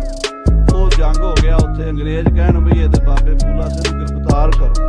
ਮਹਾਰਾਜੇ ਪਟਿਆਲੇ ਨੂੰ ਅੱਗੇ ਕਰਤਾ ਵੀ ਤੁਸੀਂ ਬਾਬਾ ਫੂਲਾ ਸਿੰਘ ਨੂੰ ਫੜ ਕੇ ਸਾਡੇ ਹਵਾਲੇ ਕਰ ਦਿਓ। ਮਹਾਰਾਜਾ ਨਾਭਾ ਤੇ ਪਟਿਆਲਾ ਜੀਤ ਰਾਜੇ ਬੜੇ ਸਿਆਣੇ ਸੀਗੇ, ਉਹਨਾਂ ਨੇ ਅੰਗਰੇਜ਼ਾਂ ਨੂੰ ਸਮਝਾਇਆ ਵੀ ਇਹ ਗੱਲ ਹੈ, ਬਾਬਾ ਫੂਲਾ ਸਿੰਘ ਜਿਹੜੇ ਸਾਧੂ ਮਹਾਂਪੁਰਸ਼ ਨੇ ਤੇ ਤੁਸੀਂ ਉਹਨਾਂ ਨੂੰ ਗ੍ਰਿਫਤਾਰ ਕਰਾਂਗੇ, ਸਾਡੀ ਪਬਲਿਕ ਵੀ ਸਾਡੇ ਉਲਟ ਹੋ ਜਾਏਗੀ, ਤੇ ਜਿਹੜੀ ਪਿੱਛੇ ਸ਼ੇਰੇ ਪੰਜਾਬ ਮਹਾਰਾਜਾ ਰਣਜੀਤ ਸਿੰਘ ਦੀ ਤਾਕਤ ਹੈ ਉਹ ਵੀ ਸਾਡੇ ਉਲਟ ਹਮਲਾ ਕਰ ਦੇਗੀ। ਸੋ ਤੁਸੀਂ ਇਸ ਗੱਲ ਨੂੰ ਜਿਵੇਂ ਵੀ ਸਮਝੋ ਤੇ ਟਾਲੋ। ਅੰਗਰੇਜ਼ ਕਹਿਣ ਲੱਗੇ ਠੀਕ ਹੈ, ਅੱਜ ਤੋਂ ਬਾਅਦ ਹੋਲੇ ਮਹੱਲੇ ਦਾ ਪ੍ਰਬੰਧ ਮਹਾਰਾਜਾ ਰਣਜੀਤ ਸਿੰਘ ਕਰਿਆ ਕਰੇ, ਅਸੀਂ ਨਹੀਂ ਇਸ ਪ੍ਰਬੰਧ 'ਚ ਦਖਲ ਦੇਣਾ। ਤੁਹਾਨੂੰ ਇਹ ਪਤਾ ਹੋਣਾ ਚਾਹੀਦਾ ਵੀ ਅਨੰਦਪੁਰ ਸਾਹਿਬ ਪੈਂਦਾ ਸੀ ਅੰਗਰੇਜ਼ਾਂ ਦੇ ਰਾਜ ਵਿੱਚ, ਤੇ ਸਤਲੁਜ ਤੋਂ ਪਰਲਾ ਸੀ ਰਣਜੀਤ ਸਿੰਘ ਦਾ ਰਾਜ। ਜਿੰਨਾ ਚਿਰ ਮਹਾਰਾਜਾ ਰਣਜੀਤ ਸਿੰਘ ਜਿਉਂਦਾ ਰਿਹਾ, ਅੰਗਰੇਜ਼ ਅਨੰਦਪੁਰ ਨਹੀਂ ਵੜੇ। ਉਹ ਆਪਣਾ ਜਦੋਂ ਮੇਲਾ ਹੁੰਦਾ ਸੀ 10 ਦਿਨ ਪਹਿਲਾਂ ਹੀ ਉੱਥੋਂ ਡੰਡਾ ਡੇਰਾ ਚੁੱਕ ਕੇ ਉਰਾਂ ਹੋ ਜਾਂਦੇ ਸੀ, ਰੋਪੜ ਆ ਜਾਂਦੇ ਸੀ, ਤੇ ਸ਼ੇਰੇ ਪੰਜਾਬ ਦੀ ਫੌਜ ਆ ਕੇ ਮੇਲੇ ਦਾ ਪ੍ਰਬੰਧ ਕਰਿਆ ਕਰਦੀ ਸੀ ਹੋਲੇ ਮਹੱਲੇ ਦਾ। ਸੋ ਉਹ ਸਮੇਂ ਦੀ ਗੱਲਾਂ ਹੁਣ ਲਿਖ ਰਹੇ ਨੇ ਭਾਈ ਰਤਨ ਸਿੰਘ ਜੀ ਵੀ ਸਿੱਖਾਂ ਦਾ ਰਾਜ ਉਧਰ ਚਮਕਦਾ ਸੂਰਜ ਰਣਜੀਤ ਸਿੰਘ ਦਾ ਸੀ, ਇੱਧਰ ਅੰਗਰੇਜ਼ਾਂ ਦਾ ਸੀ। ਉਸ ਵੇਲੇ ਦਾ ਹਾਲਾਤ ਹੈ। ਸੋਰਠਾ ਲੀਨੀ ਈਨ ਠਹਿਰਾਏ, ਸਤਦਰ ਵਪਾਰ ਨਾ ਹਮ ਲਖੈ। ਫਿਰ ਰੋਪੜ ਦੇ ਕੋਲ ਸੰਧੀ, ਰੋਪੜ ਦੇ ਵਿੱਚ ਮਹਾਰਾਜਾ ਰਣਜੀਤ ਸਿੰਘ ਜੀ ਵੀ ਆਏ, ਤੇ ਇਧਰੋਂ ਜਨਰਲ ਜਿਹੜਾ ਹਿੰਦੁਸਤਾਨ ਦਾ ਸੀਗਾ ਵਾਇਸਰਾਏ ਉਹ ਵੀ ਆਇਆ। ਦੋਵਾਂ ਦੀ ਬਹਿ ਕੇ ਸੰਧੀ ਹੋਈ ਵੀ ਅੰਗਰੇਜ਼ਾਂ ਨੇ ਲਿਖ ਦਿੱਤਾ ਵੀ ਸਤਲੁਜ ਤੋਂ ਪਰਾਂ ਅਸੀਂ ਨਹੀਂ ਆਉਂਦੇ ਤੇ ਸਤਲੁਜ ਤੋਂ ਉਰਾਂ ਤੁਸੀਂ ਨਾ ਆਇਆ ਜੇ। ਇਹ ਤੁਹਾਡੀ ਸਾਡੀ ਹੱਦਬੰਦੀ ਹੈ। ਇਹ ਪਰਾਂ ਸਿੱਖਾਂ ਦਾ ਰਾਜ ਮਹਾਰਾਜਾ ਰਣਜੀਤ ਸਿੰਘ ਦਾ ਰਹੇਗਾ, ਤੇ ਉਰਲਾ ਰਾਜ ਜਿਹੜਾ ਇਹ ਮਹਾਰਾਜਾ ਪਟਿਆਲਾ ਨਾਭਾ ਜੀਤ ਜਿੰਨੇ ਰਾਜੇ ਨੇ ਅੰਗਰੇਜ਼ਾਂ ਦੇ ਪ੍ਰਬੰਧ ਵਿੱਚ ਰਾਜ ਕਰਨਗੇ। ਮੁਲ ਖਈਨ ਦਿਲਾਸਾ ਲਾਏ, ਮੁਲਕ ਮਫੂਜਾ ਲਿਖ ਦਿਓ। ਇਧਰੋਂ ਇਹਨਾਂ ਰਾਜਿਆਂ ਨੂੰ ਵੀ ਅੰਗਰੇਜ਼ਾਂ ਨੇ ਦਿਲਾਸਾ ਦਿੱਤਾ ਵੀ ਅਸੀਂ ਤੁਹਾਡਾ ਰਾਜ ਜ਼ਬਤ ਨਹੀਂ ਕਰਾਂਗੇ, ਤੁਸੀਂ ਸਾਡੇ ਨਾਲ ਰਹੋਗੇ, ਅਸੀਂ ਤੁਹਾਨੂੰ ਰਾਜ ਕਰਨ ਦਿਆਂਗੇ, ਸਾਡੀ ਮਦਦ ਤੁਸੀਂ ਕਰਨੀ ਹੈ, ਅਸੀਂ ਤੁਹਾਡੀ ਕਰਨੀ ਹੈ। ਇਹ 1807 ਦੇ ਵਿੱਚ ਲਿਖਤ ਪੱਕੀ ਹੋ ਗਈ। ਹਾਂਜੀ, ਦੋਹਰਾ ਸੋ ਬਾਤ ਉਨ ਚਿਤ ਰੱਖੀ, ਲੂਣੀ ਅਖਤਰ ਜਰਨੈਲ। ਉਹ ਲੂਣੀ ਅਖਤਰ ਜਰਨੈਲ ਜਿਹੜਾ ਸੀ ਉਹਨੇ ਉਹ ਜਿਹੜੀ ਬਾਦਸ਼ਾਹ ਗੌਹਰ ਅਲੀ ਦੀ ਗੱਲ ਲਿਖੀ ਹੋਈ ਸੀ ਨਾ ਆਪਣੇ ਰਜਿਸਟਰ ਦੇ ਵਿੱਚ, ਆਫਟਰ ਲੋਨੀ ਨੇ ਉਹ ਅਜੇ ਉਦਾਂ ਹੀ ਪਈ ਸੀ। ਲੁਧਿਆਣਾ ਆਏ ਪੁੱਛੇ, ਭਇਓ ਸਿੰਘਣ ਸਿਓ ਮੇਲ। ਆਫਟਰ ਲੋਨੀ ਜਰਨੈਲ ਲੁਧਿਆਣੇ ਆਇਆ ਸੋਹਣੀ ਜੋ ਬਣ ਗਈ ਸੀ ਇੱਥੇ। ਜਦੋਂ ਇੱਥੇ ਆਇਆ ਉਹਨੇ ਫੇਰ ਉਹ ਗੱਲ ਪੁੱਛੀ, ਕਹਿਣ ਲੱਗਾ ਵੀ ਇਹ ਜਿਹੜੇ ਸਿੱਖ ਨੇ, ਤੁਹਾਡਾ ਵੀ ਸਿੰਘੋ ਰਾਜ ਕਿਵੇਂ ਬਣਿਆ? ਕਿਸ ਤਰ੍ਹਾਂ ਤੁਸੀਂ ਰਾਜੇ ਬਣੇ ਹੋ? ਕਿਵੇਂ ਤੁਹਾਨੂੰ ਰਾਜ ਦਿੱਤਾ? ਕਿਹਨੇ ਦਿੱਤਾ? ਇਹ ਕਹਾਣੀ ਉਹਨੇ ਫਿਰ ਇਹਦੀ ਤਸਦੀਕ ਕੀਤੀ, ਇਹਦੀ ਪੁੱਛ ਪੜਤਾਲ ਕੀਤੀ। ਜਾਓ ਭਾਈ ਤਬ ਜਰਨੈਲ ਸੋਚ ਚਿਤ ਆਈ। ਉਹ ਜਦੋਂ ਹੁਣ ਕੋਈ ਕੁਝ ਕਹਿੰਦਾ, ਕੋਈ ਕੁਝ ਕਹਿੰਦਾ, ਤੇ ਅੰਗਰੇਜ਼ ਸੋਚਣ ਲੱਗ ਪਿਆ ਵੀ ਇਹ ਗੱਲ ਮੈਂ ਭੇਜਣੀ ਹੈ ਉੱਥੇ ਲੰਡਨ ਦੇ ਵਿੱਚ, ਤੇ ਕੱਲ ਨੂੰ ਕੋਈ ਕੱਚੀ ਗੱਲ ਨਿਕਲ ਆਈ, ਝੂਠੀ ਨਿਕਲ ਆਈ, ਤੇ ਫਿਰ ਬੜਾ ਮੇਰੀ ਜ਼ਿੰਮੇਵਾਰੀ ਹੈ ਤੇ ਮੈਨੂੰ ਜਵਾਬਦੇਹੀ ਹੋਵੇਗੀ। ਉਹਦੇ ਸੋਚ ਆਈ ਦਿਮਾਗ ਦੇ ਵਿੱਚ ਵੀ ਇਹ ਗੱਲ ਪੂਰੀ ਤਰ੍ਹਾਂ ਪੱਕੀ ਤਰ੍ਹਾਂ ਖੋਜੀ ਜਾਣੀ ਚਾਹੀਦੀ ਹੈ। ਹੋਤੇ ਜੋ ਬਾਤ ਪਤਸ਼ਾਹ ਲਿਖਾਈ। ਜੋ ਦਿੱਲੀ ਦੇ ਬਾਦਸ਼ਾਹ ਨੇ ਗੱਲ ਲਿਖਾਈ ਹੈ ਉਹਦੇ ਵਿੱਚ ਵੀ ਮੈਨੂੰ ਝੂਠ ਨਜ਼ਰ ਆਉਂਦਾ। ਉਹ ਅੰਗਰੇਜ਼ ਸੋਚਣ ਲੱਗ ਪਿਆ ਵੀ ਉਹਦੀ ਗੱਲ ਨਿਰੀ ਪੂਰੀ ਸੱਚੀ ਨਹੀਂ ਹੈ। ਜਰਨੈਲ ਅੱਗੇ ਥੇ ਮਾਲੀ ਕਪਤਾਨ। ਉਸ ਅਫਟਰਲੋਨੀ ਦਾ ਅੱਗੇ ਜੂਨੀਅਰ ਸੀਗਾ ਇੱਕ ਅੱਗੇ ਕੰਮ ਕਰਨ ਵਾਲਾ, ਉਹਦਾ ਨਾਮ ਸੀ ਕੈਪਟਨ ਮਰੇ, ਪਰ ਸਿੱਖਾਂ ਦੀ ਬੋਲੀ 'ਚ ਉਹਨੂੰ ਮਾਲੀ ਲਿਖਿਆ, ਭਾਈ ਰਤਨ ਸਿੰਘ ਮਾਲੀ ਕਪਤਾਨ। ਉਹ ਜਿਹੜਾ ਮਾਲੀ ਕਪਤਾਨ ਯਾਨੀ ਕੈਪਟਨ ਮਰੇ ਸੀਗਾ, ਉਹਨੂੰ ਆਫਟਰਲੋਨੀ ਨੇ ਕਿਹਾ ਇਹ ਜਾਣਤ ਹੈ ਬਹੁਤ ਜਹਾਨ। ਜਿਹਨੂੰ ਸਾਰੀ ਦੁਨੀਆ ਖਾਸ ਕਰਕੇ ਪੰਜਾਬ ਵਾਲੀ ਜਾਣਦੀ ਹੈ, ਕਿਉਂਕਿ ਉਹ ਪੰਜਾਬ 'ਚ ਰਿਹਾ, ਲੁਧਿਆਣੇ ਦਾ। ਉਹ ਕਈ ਸਾਲ ਡਿਪਟੀ ਕਮਿਸ਼ਨ ਰਿਹਾ ਲੁਧਿਆਣੇ, ਅੰਬਾਲੇ ਤੇ ਕਰਨਾਲ, 3 ਜ਼ਿਲ੍ਹਿਆਂ ਦਾ। ਹਾਂਜੀ। ਤਿਸ ਕੋ ਕਹਿਓ ਜਰਨੈਲ ਬੁਲਾਏ। ਵੱਡੇ ਜਰਨੈਲ ਆਫਟਰਲੋਨੀ ਨੇ ਕੈਪਟਨ ਮਰੀ ਨੂੰ ਬੁਲਾ ਕੇ ਕਿਹਾ, ਬਹਾਏ ਪਾਸ ਉਸ ਖੂਬ ਸਮਝਾਏ। ਕੋਲ ਭਾ ਕੇ ਉਹਨੂੰ ਸਮਝਾਇਆ। ਸਿੰਘਨ ਕੀ ਉਤਪਤੀ ਲਿਖਾਇਓ। ਅੰਗਰੇਜ਼ ਅਫਸਰ ਕਹਿਣ ਲੱਗਾ ਆਪਣੇ ਜੂਨੀਅਰ ਕੈਪਟਨ ਮਰੀ ਨੂੰ, ਕਹਿੰਦਾ ਵੀ ਸਿੰਘਾਂ ਦਾ ਪੰਥ ਪੈਦਾ ਕਿਵੇਂ ਹੋਇਆ ਇਹਦੀ ਖੋਜ ਕਰੋ। ਜਿਮ ਕਰ ਖਾਲਸੋ ਰਾਜ ਆਦ ਪਾਇਓ। ਔਰ ਇਹ ਖਾਲਸੇ ਨੇ ਰਾਜ ਕਿਵੇਂ ਪ੍ਰਾਪਤ ਕੀਤਾ ਹੈ, ਪਹਿਲਾਂ ਦਾ ਪਤਾ ਕਰੋ ਵੀ ਖਾਲਸਾ ਪੈਦਾ ਕਿੱਥੋਂ ਹੋਇਆ, ਫਿਰ ਇਹ ਪਤਾ ਕਰੋ ਵੀ ਖਾਲਸੇ ਦਾ ਰਾਜ ਕਿਵੇਂ ਬਣਿਆ। ਜਿਮ ਕਹੀ ਦਿੱਲੀ ਪਤ ਤਿਮ ਹੈ ਸਾਤ। ਇਹ ਵੀ ਪਤਾ ਕਰੋ ਵੀ ਦਿੱਲੀ ਦੇ ਬਾਦਸ਼ਾਹ ਨੇ ਜਿਹੜੀ ਇਹਨਾਂ ਸਿੱਖਾਂ ਦੇ ਬਾਰੇ ਸਾਨੂੰ ਇਨਫੋਰਮੇਸ਼ਨ ਦਿੱਤੀ ਹੈ ਉਹ ਸੱਚੀ ਹੈ ਕਿ ਝੂਠੀ ਹੈ। ਕਹਿ ਕੁਛ ਲਗਾਇਓ ਮੁਗਲਨ ਘਾਤ। ਜਾਂ ਉਹਨੇ ਕੋਈ ਘਾਤ ਵਾਲੀ ਗੱਲ ਕੀਤੀ ਹੈ, ਕੋਈ ਸਿੰਘਾਂ ਨਾਲ ਉਹਦੀ ਕੋਈ ਰੰਜਿਸ਼ ਹੈ ਕਿ ਉਹਨੇ ਸਿੰਘਾਂ ਬਾਰੇ ਇਦਾਂ ਦੇ ਬਚਨ ਕੀਤੇ ਨੇ। ਹਿੰਦੂ ਤੁਰਕਨ ਮੇਲ ਕੁਛ ਨਾਹੀ। ਕਿਉਂਕਿ ਉਹ ਅੰਗਰੇਜ਼ ਸਮਝਦਾ ਸੀ ਵੀ ਹਿੰਦੂਆਂ ਦੇ ਤੁਰਕਾਂ ਦੇ ਆਪਸ ਵਿੱਚ ਮੇਲ ਨਹੀਂ ਹੈ। ਹੋ ਸਕਦਾ ਹੈ ਬਾਦਸ਼ਾਹ ਨੇ ਕਿਤੇ ਕੋਈ ਧੋਖੇ ਵਾਲੀ ਗੱਲ ਕੀਤੀ ਹੋਵੇ। ਮੁਸਲਮਾਨ ਕਦ ਸੱਚ ਕਹਾਏ। ਸਿੰਘਾਂ ਦੇ ਖਿਲਾਫ ਜਾਂ ਹਿੰਦੂਆਂ ਦੇ ਖਿਲਾਫ ਬੋਲਣ ਤੋਂ ਹੋ ਸਕਦਾ ਮੁਸਲਮਾਨ ਨਾ ਝਿਕਿਆ ਹੋਵੇ ਬਾਦਸ਼ਾਹ। ਕਿਮ ਕਰ ਜੱਟਨ ਛਾਹੇ ਸੂਬੇ ਮਾਰੇ। ਇਹ ਵੀ ਤੇ ਪਤਾ ਕਰਨਾ ਚਾਹੀਦਾ ਵੀ ਜੱਟ ਬੂਟ ਜਿਹੜੇ ਖੇਤਾਂ 'ਚ ਹਲ ਵਾਹਣ ਵਾਲੇ ਬੰਦੇ ਸੀਗੇ, ਉਹਨਾਂ ਨੇ ਐਡੇ ਐਡੇ ਸੂਬੇ ਕਿਵੇਂ ਮਾਰ ਲਏ? ਇਹ ਕਰਾਮਾਤ ਕਿਵੇਂ ਵਰਤੀ ਹੈ ਵੀ ਜਿਹੜੇ ਵਿਚਾਰੇ 2-2 4-4 ਕਿੱਲੇ ਦੇ ਉੱਤੇ ਆਪਣਾ ਘਾਹ ਬੂਟ ਬੀਜ ਕੇ ਰੋਟੀ ਸਾਗ ਪੱਤਾ ਖਾ ਕੇ ਗੁਜ਼ਾਰਾ ਕਰਨ ਵਾਲੇ ਲੋਕ ਸੀਗੇ, ਉਹਨਾਂ ਗਰੀਬ ਲੋਕਾਂ ਨੇ ਤਖਤਾ ਕਿਵੇਂ ਪਲਟ ਦਿੱਤਾ ਸਰਕਾਰ ਦਾ। ਚਾਹੇ ਰਈਅਤ ਤੇ ਕਿਮ ਕਰ ਹਾਰੇ। ਐਡੇ ਐਡੇ ਰਾਜੇ, ਨਵਾਬ, ਖਾਨ ਬਹਾਦਰ ਆਪਣੀ ਪ੍ਰਜਾ ਤੋਂ ਹਾਰ ਕਿਵੇਂ ਗਏ? ਹਾਂਜੀ। 22 ਸੂਬੇ ਮੁਗਲਨ ਪਾਹੇ। 22 ਸੂਬੇ ਸੀ ਮੁਗਲਾਂ ਕੋਲ। ਸੂਬਾ ਲਾਹੌਰ, ਸੂਬਾ ਪਸ਼ੌਰ, ਸੂਬਾ ਮੁਲਤਾਨ, ਸੂਬਾ ਕਸ਼ਮੀਰ, ਸੂਬਾ ਜਲੰਧਰ, ਸੂਬਾ ਸਰਹੰਦ, ਸੂਬਾ ਸਹਾਰਨਪੁਰ, ਸੂਬਾ ਦਿੱਲੀ, ਅੱਗੇ ਦੀ ਅੱਗੇ ਸੂਬਾ ਆਗਰਾ, ਸਾਰੇ ਹਿੰਦੁਸਤਾਨ ਦਾ ਰਾਜ। 22 ਸੂਬੇ ਤੇ 22 ਸੂਬਿਆਂ ਦੇ ਮਾਲਕ ਹਾਰ ਗਏ ਤੇ ਜੱਟ ਬੂਟ ਜਿੱਤ ਗਏ।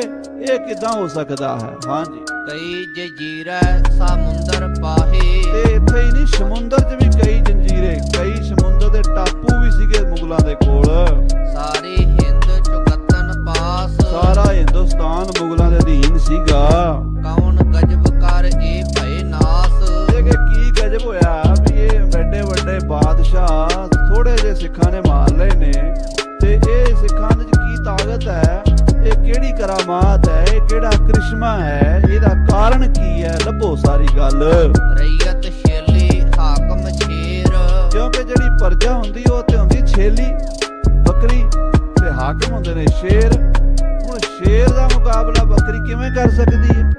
ਪ੍ਰਜਾ ਤੇ ਵਿਚਾਰੀ ਬੱਕਰੀ ਹੈ, ਭੇਡ ਬੱਕਰੀ ਹੈ, ਤੇ ਭੇਡ ਬੱਕਰੀਆਂ ਨੇ ਸ਼ੇਰ ਕਿਵੇਂ ਮਾਰ ਲਏ ਨੇ? ਹਾਕਮ ਬਾਜ ਔ ਰਈਅਤ ਬਟੇਰ। ਹਾਕਮ ਤੇ ਬਾਜ ਨੇ ਤੇ ਰਈਅਤ ਬਟੇਰੇ ਨੇ। ਹੁਣ ਬਟੇਰਿਆਂ ਨੂੰ ਇੰਨੀ ਤਾਕਤ ਕਿੱਥੋਂ ਆ ਗਈ ਵੀ ਬਾਜਾਂ ਨੂੰ ਮਰੋੜ ਦਿੱਤਾ? ਦੋਹਰਾ ਛੇਲੀਆਂ ਮਾਰੇ ਸ਼ੇਰ ਕਿਮ ਬਟੇਰਨ ਮਾਰੇ ਬਾਜ। ਇਹ ਕਿਵੇਂ ਹੋ ਗਿਆ ਵੀ ਛੇਲੀਆਂ ਨੇ ਬੱਕਰੀਆਂ ਨੇ ਸ਼ੇਰ ਮਾਰ ਲਏ ਤੇ ਬਟੇਰਿਆਂ ਨੇ ਚਿੜੀਆਂ ਨੇ ਬਾਜ ਮਾਰ ਲਏ? ਇਹ ਗੱਲ ਬਾਦਸ਼ਾਹ ਨੇ ਕਹੀ ਹੈ ਵੀ ਇਹਦੇ ਰਈਅਤ ਸੀਗੇ, ਤੇ ਜੇ ਰਈਅਤ ਸੀ ਤੇ ਰਾਜੇ ਕਿਵੇਂ ਬਣ ਗਏ? ਅੰਗਰੇਜ਼ ਕਹਿੰਦਾ ਇਹਦਾ ਪਤਾ ਤੇ ਕਰੀਏ ਸਚਾਈ ਕੀ ਹੈ। ਹਾਕਮ ਮਾਰੇ ਰਈਅਤੈਂ ਯਹ ਕਰ ਮਤ ਹੈ ਕਾਜ। ਇੱਕ ਪਬਲਿਕ ਔਰ ਉਹ ਵੀ ਬਹੁਤ ਗਰੀਬ ਪਬਲਿਕ, ਜਿਹਦੇ ਕੋਲ 2 ਕਿੱਲੇ 4 ਕਿੱਲੇ 10 ਕਿੱਲੇ ਜ਼ਮੀਨ ਆ, ਵਿਚਾਰਾ ਤੇ ਆਪਣੇ ਨਿਆਣੇ ਨਹੀਂ ਪਾਲ ਸਕਦਾ, ਉਹ ਸਰਕਾਰ ਨਾਲ ਕਿਵੇਂ ਲੜੇਗਾ? ਤੇ ਇਹ ਗਰੀਬ ਲੋਕ ਜਿਹੜੇ ਕਿ ਚਿੜੀਆਂ ਵਰਗੇ ਸੀਗੇ, ਬੱਕਰੀਆਂ ਵਰਗੇ ਸੀ, ਇਹਨਾਂ ਨੇ ਸ਼ੇਰਾਂ ਤੇ ਬਾਜਾਂ ਵਰਗੇ ਨਵਾਬਾਂ ਨੂੰ, ਖਾਨਾਂ ਨੂੰ ਦੱਬ ਲਿਆ। ਕਿੱਦਾਂ ਹੋਇਆ ਇਹ ਕ੍ਰਿਸ਼ਮਾ? ਹਾਂਜੀ। ਹੈ ਇਨ ਮੈਂ ਕਿਛ ਸ਼ਕਤ ਬਲ ਕਹਿ ਕਿਸ ਡਾਢੇ ਪੰਥ। ਇਹਨਾਂ ਸਿੱਖਾਂ 'ਚ ਕੋਈ ਸ਼ਕਤੀ ਹੈ, ਕੋਈ ਗੈਬੀ ਤਾਕਤ ਹੈ, ਕੋਈ ਕਰਾਮਾਤ ਹੈ, ਜਾਂ ਇਹ ਕਿਸੇ ਡਾਢੇ ਦਾ ਪੰਥ ਹੈ?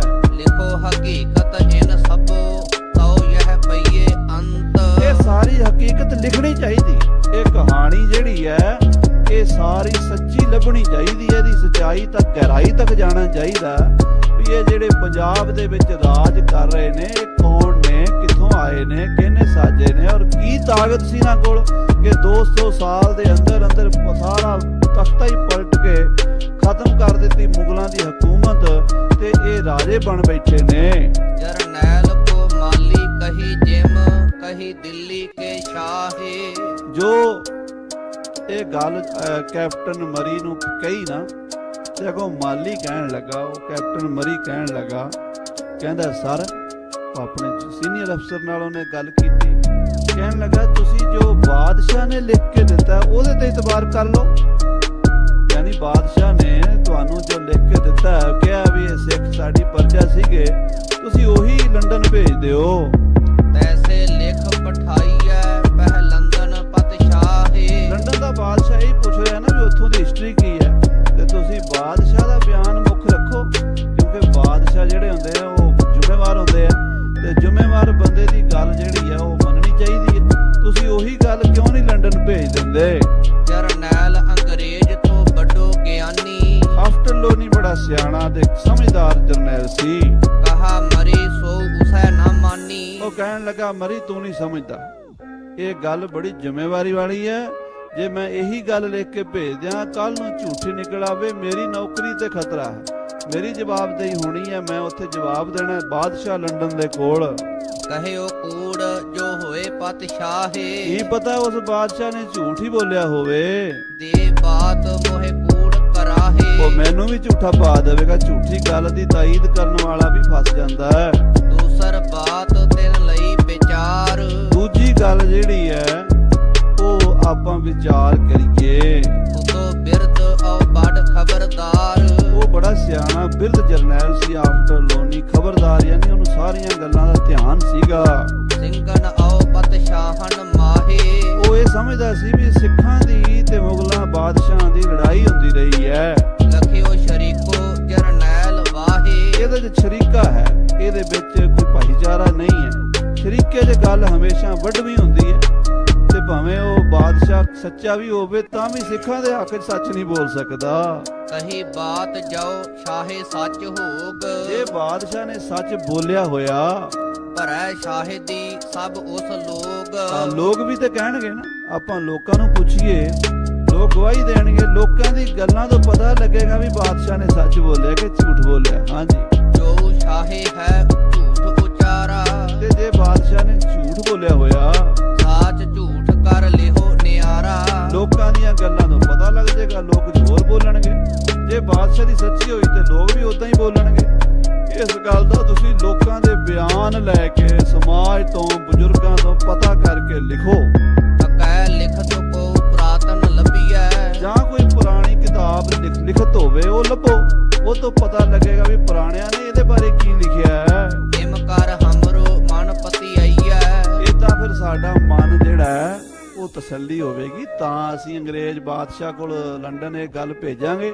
ਕੱਚੀ ਰਿਪੋਰਟ ਭੇਜ ਕੇ ਮੈਂ ਝੂਠਾ ਨਹੀਂ ਪੈਣਾ ਚਾਹੁੰਦਾ। ਹਾਂਜੀ, ਲਿਖਤ ਭੇਜੀਐ ਲੰਦਨ ਸੋ, ਉਹੀ ਲਿਖਤ ਅਸੀਂ ਲੰਡਨ ਭੇਜਣੀ ਹੈ ਜਿਹੜੀ ਤਸੱਲੀ ਬਖਸ਼ ਹੋਵੇ। ਜਾਂ ਮੈਂ ਝੂਠ ਨਾ ਇੱਕ ਤਿਲ ਹੋਊ, ਇੱਕ ਤਿਲ ਵੀ ਝੂਠ ਨਹੀਂ ਹੋਣਾ ਚਾਹੀਦਾ, ਕਿਉਂਕਿ ਬਾਦਸ਼ਾਹ ਲੰਡਨ ਬਹੁਤ ਸਿਆਣਾ ਹੈ। ਦੋਹਰਾ ਜਿਮ ਸਿੰਘਨ ਰਾਜ ਮੱਲਿਓ, ਸਭ ਭਾਂਤ ਲਿਖਾਇਓ ਸਾਲ। ਤੂੰ ਏਦਾਂ ਕਰ, ਸਿੱਖਾਂ ਨੇ ਰਾਜ ਕਿਵੇਂ ਲਿਆ, ਕਦੋਂ ਲਿਆ, ਕਿਹੜੇ ਸਾਲ ਵਿੱਚ, ਕਿੱਥੇ ਕਬਜ਼ਾ ਕੀਤਾ, ਉਹਦੀਆਂ ਪੱਕੀਆਂ ਰਿਪੋਰਟਾਂ ਦੇ ਮੈਨੂੰ ਪਤਾ ਲੱਗੇ ਵੀ ਸਿੱਖਾਂ ਨੇ ਲਾਹੌਰ ਤੇ ਕਦੋਂ ਕਬਜ਼ਾ ਕੀਤਾ, ਪਿਸ਼ੌਰ ਤੇ ਕਦੋਂ ਕੀਤਾ, ਮੁਲਤਾਨ ਤੇ ਕਦੋਂ ਕੀਤਾ, ਗੁਜਰਾਤ ਤੇ ਕਦੋਂ ਕੀਤਾ। ਉਹਨਾਂ ਸਾਰਿਆਂ ਥਾਣਿਆਂ ਦਾ ਜਿੱਥੇ ਮੁਗਲਾਂ ਦਾ ਝੰਡਾ ਝੂਲਦਾ ਸੀ, ਸਿੱਖਾਂ ਦਾ ਕਦੋਂ ਝੂਲਣਾ ਸ਼ੁਰੂ ਹੋਇਆ ਹੈ। ਸੁਨ ਝੇੜੋ ਸਭ ਖਾਲਸਾ, ਜਾਣਿਓ ਜਗ ਹਵਾਲ। ਔਰ ਸਿੱਖਾਂ ਦੇ ਜੰਗ ਯੁੱਧ ਕਿੱਥੇ ਕਿੱਥੇ ਹੋਏ ਨੇ, ਕਿਹੋ ਜਿਹੇ ਹੋਏ ਨੇ, ਉਹ ਸਾਰੀ ਗੱਲ ਵੀ ਉਹਦਾ ਪਤਾ ਕਰਕੇ ਮੈਨੂੰ ਦੱਸ। ਜਾਓ ਪਈ ਮਰੀ ਹੁਕਮ ਲੈ ਉਦਮ ਕੀਓ। ਹੁਣ ਕੈਪਟਨ ਮਰੀ ਨੇ ਆਪਣੇ ਸੀਨੀਅਰ ਦਾ ਹੁਕਮ ਤਾਂ ਮੰਨਣਾ ਹੀ ਸੀ, ਉਹਨੇ ਉਹਦੀ ਤਾਮੀਲ ਕੀਤੀ, ਉਦਮ ਕੀਤਾ। ਬੂਟਾ ਸ਼ਾਹੀ ਮੌਲਵੀ ਸੱਦ ਲਿਓ, ਉਹਨੇ ਲੁਧਿਆਣੇ ਪਤਾ ਕੀਤਾ ਵੀ ਕੋਈ ਹਿਸਟੋਰੀਅਨ ਹੋਵੇ ਜਿਹੜਾ ਹਿਸਟਰੀ ਲਿਖਣੀ ਜਾਣਦਾ। ਲੋਕਾਂ ਨੇ ਦੱਸਿਆ ਵੀ ਇੱਥੇ ਬੂਟੇ ਸ਼ਾਹ ਮੌਲਵੀ ਬਜ਼ੁਰਗ ਬੜਾ ਸਿਆਣਾ ਹੈ, ਉਹ ਬੂਟੇ ਸ਼ਾਹ ਮੌਲਵੀ ਹਿਸਟਰੀ ਲਿਖਣੀ ਚੰਗੀ ਜਾਣਦਾ, ਉਹਨੂੰ ਹਿਸਟਰੀ ਦਾ ਬਹੁਤ ਵਧੀਆ ਤਰੀਕਾ ਲਿਖਣ ਦਾ। ਤੇ ਉਹਨੂੰ ਬੁਲਾ ਲਿਆ ਕੈਪਟਨ ਮਰੀ ਨੇ ਆਪਣੀ ਕਚਹਿਰੀ 'ਚ। ਬੂਟੇ ਸ਼ਾਹ ਆ ਗਿਆ, ਲਿਖਣ ਕਿਤਾਬ ਉਸੈ ਫਰਮਾਇਓ। ਔਰ ਬੂਟੇ ਸ਼ਾਹ ਮੌਲਵੀ ਨੂੰ ਕੈਪਟਨ ਮਰੀ ਕਹਿਣ ਲੱਗਾ ਵੀ ਮੌਲਵੀ ਸਾਹਿਬ ਜੀ, ਤੁਸੀਂ ਪੰਜਾਬ ਦੀ ਤਵਾਰੀਖ ਜਿਹੜੀ 100 ਸਾਲ ਪਿੱਛੋਂ ਦੀ ਆ ਰਹੀ ਹੈ, ਜੋ ਜੋ ਇੱਥੇ ਰਾਜ ਪਰਿਵਰਤਨ ਹੋਏ ਨੇ, ਜੋ ਜੋ ਇੱਥੇ ਲੜਾਈਆਂ ਸਿੱਖਾਂ ਦੀਆਂ ਮੁਗਲਾਂ ਦੀਆਂ ਹੋਈਆਂ, ਉਹਦੇ ਬਾਰੇ ਤੁਸੀਂ ਜਾਣਦੇ ਹੋ, ਤੇ ਸਾਰੀ ਗੱਲ ਮੈਨੂੰ ਲਿਖ ਕੇ ਦਿਓ। ਸਿੰਘਨ ਕੀ ਉਤਪਤੀ ਲਿਖਾਇਓ। ਇਹ ਵੀ ਦੱਸੋ ਵੀ ਜਿਹੜਾ ਸਿੱਖਾਂ ਦਾ ਪੰਥ ਹੈ ਇਹ ਕਿਵੇਂ ਪੈਦਾ ਹੋਇਆ, ਸਿੰਘਾਂ ਦਾ ਇਤਿਹਾਸ ਕੀ ਹੈ। ਜਿਮ ਹੋਏ ਸੱਚ ਸੋ ਮੈਂ ਲਿਖਾਇਓ। ਔਰ ਸੱਚ ਲਿਖਾਇਆ ਜੇ ਮੈਨੂੰ, ਕਿਉਂਕਿ ਮੈਂ ਵੀ ਅੱਗੇ ਜਵਾਬ ਦੇਣਾ, ਤੇ ਤੁਹਾਡੀ ਕਿਤਾਬ ਸੱਚੀ ਸੱਚੀ ਹੋਣੀ ਚਾਹੀਦੀ ਹੈ। ਜਾਂ ਮੈਂ ਝੂਠ ਨਾ ਕਾਛ ਰਲਾਇਓ। ਇਹ ਮਿਹਰਬਾਨੀ ਕਰਿਆ ਜੇ ਮੌਲਵੀ ਸਾਹਿਬ ਵੀ ਕਿਤਾਬ ਵਿੱਚ ਝੂਠ ਨਾ ਲਿਖਿਆ ਜੇ, ਯਹ ਜਾਵਕ ਸ਼ਾਹ ਲੰਦਨ ਪਾਸ। ਕਿਉਂਕਿ ਤੁਹਾਡੀ ਲਿਖੀ ਹੋਈ ਕਿਤਾਬ ਹਿੰਦੁਸਤਾਨ ਲੰਡਨ ਦੇ ਬਾਦਸ਼ਾਹ ਕੋਲ ਇੰਗਲੈਂਡ ਪਹੁੰਚਣੀ ਹੈ। ਔਰ ਦੀਪਨ ਮੈਂ ਹੋਗ ਪ੍ਰਕਾਸ਼। ਤੇ ਹੋਰ ਵੀ 7 ਮੁਲਕਾਂ 7 ਦੀਪਾਂ ਵਿੱਚ ਬਾਹਰਲੇ ਜਿਹੜੇ ਮੁਲਕ ਨੇ ਉੱਥੇ ਵੀ ਗੱਲ ਜਾਣੀ ਹੈ, ਕਿਉਂਕਿ ਅੰਗਰੇਜ਼ ਜਿਹੜੀ ਕਿਤੇ ਦੀ ਹਿਸਟਰੀ ਸੀ ਨਾ, ਉਹ ਲੰਡਨ ਤੇ ਪਹੁੰਚਦੀ ਸੀ। ਉਹਦੀਆਂ ਕਾਪੀਆਂ ਉਸੇ ਵੇਲੇ ਉਤਾਰਾ ਕਰਕੇ ਬਾਕੀ ਜਿੱਥੇ ਜਿੱਥੇ ਅੰਗਰੇਜ਼ਾਂ ਦਾ ਰਾਜ ਸੀ, ਹੁਣ ਅੰਗਰੇਜ਼ਾਂ ਦਾ ਰਾਜ ਤਾਂ ਤੁਹਾਨੂੰ ਪਤਾ ਵੀ ਸੂਰਜ ਨਹੀਂ ਸੀ ਛਿਪਦਾ, ਅਜੇ ਵੀ ਹੈ ਹੀ ਹੈ, ਪਰ ਉਦੋਂ ਤੇ ਬਹੁਤ ਤਗੜਾ ਰਾਜ ਸੀ। ਅਫਰੀਕਾ ਦੇ ਵੀ, ਕੈਨੇਡਾ, ਅਮਰੀਕਾ, ਆਸਟ੍ਰੇਲੀਆ, ਸਾਰੇ ਪਾਸੇ ਡੰਕਾ ਫੇਰਤਾ ਸੀ। ਉਹ ਕਹਿੰਦੇ ਵੀ ਸਾਰੇ ਮੁਲਕਾਂ 'ਚ ਜਾਣੀ ਹੈ, ਉੱਥੋਂ ਦੇ ਅਫਸਰਾਂ ਨੇ ਪੜ੍ਹਨੀ ਹੈ ਉਹ ਰਿਪੋਰਟ, ਕਿਤਾਬ ਕਿਤੇ ਝੂਠੀ ਨਾ ਲਿਖ ਦਵੀਂ। ਦੋਹਰਾ ਐਸੀ ਐਸ ਤਗੀਦ ਕਰ, ਬੂਟੇ ਸ਼ਾਹੀ ਸਮਝਾਏ। ਇਸ ਤਰ੍ਹਾਂ ਪੱਕੀ ਤਾਕੀਦ ਕਰਕੇ ਬੂਟੇ ਸ਼ਾਹ ਮੌਲਵੀ ਨੂੰ ਕੈਪਟਨ ਮਰੀ ਨੇ ਕਿਤਾਬ ਲਿਖਣੇ ਲਾ ਦਿੱਤਾ। ਲਿਖਿਓ ਹਕੀਕਤ ਖਾਲਸਾ, ਜਿਮ ਸਿੰਘਨ ਭਇਓ ਵਧਾਏ। ਸਿੰਘਾਂ ਦੀ ਹਕੀਕਤ ਦੱਸੀ, ਸਿੰਘਾਂ ਦਾ ਖਾਲਸੇ ਦਾ ਵਾਧਾ ਕਿਵੇਂ ਹੋਇਆ, ਪੰਥ ਸਾਜਿਆ ਕਿਵੇਂ ਹੈ, ਪੰਥ ਵਧਿਆ ਕਿਵੇਂ ਹੈ, ਪੰਥ ਨੇ ਰਾਜ ਕਿਵੇਂ ਖੋਇਆ, ਉਹ ਗੱਲ ਸਾਰੀ ਸੱਚੀ ਸੱਚੀ ਦੱਸੀ। ਇਹ ਕਹਿ ਕੇ ਲਿਖਣੇ ਲਾ ਦਿੱਤਾ। ਜਾਓ ਪਈ ਉਸੇ ਕਚਹਿਰੀ ਹਮ ਥੇ ਗਏ। ਆਖੋ ਸਤਨਾਮ ਸ੍ਰੀ। ਇਹ ਹਨ ਭਾਈ ਸਾਹਿਬ ਰਤਨ ਸਿੰਘ ਜੀ ਭੰਗੂ, ਜਿਨ੍ਹਾਂ ਦੇ ਪਿਤਾ ਸਰਦਾਰ ਰਾਏ ਸਿੰਘ ਜੀ ਤੇ ਦਾਦਾ ਸਰਦਾਰ ਮਤਾਬ ਸਿੰਘ ਜੀ ਭੰਗੂ ਮੀਰਾਂ ਕੋਟੀਆ, ਜਿਨ੍ਹਾਂ ਦਾ ਨਗਰ ਮੀਰਾਂ ਕੋਟ ਰਾਜਾ ਸਾਂਸੀ ਹਵਾਈ ਅੱਡੇ ਵਾਲੇ ਪਾਸੇ ਸ੍ਰੀ ਅੰਮ੍ਰਿਤਸਰ ਤੋਂ ਥੋੜੇ 2-4 ਕਿਲੋਮੀਟਰ ਬਾਹਰ ਹੀ ਹੈ, ਉੱਥੋਂ ਦੇ ਰਹਿਣ ਵਾਲੇ ਸਨ। ਬੱਸੇ ਰੰਗੜ ਨੂੰ ਮਾਰ ਕੇ 6-7 ਸਾਲ ਉਹ ਬਾਗੀ ਹੋ ਕੇ ਵਿਚਰਦੇ ਰਹੇ ਸਨ।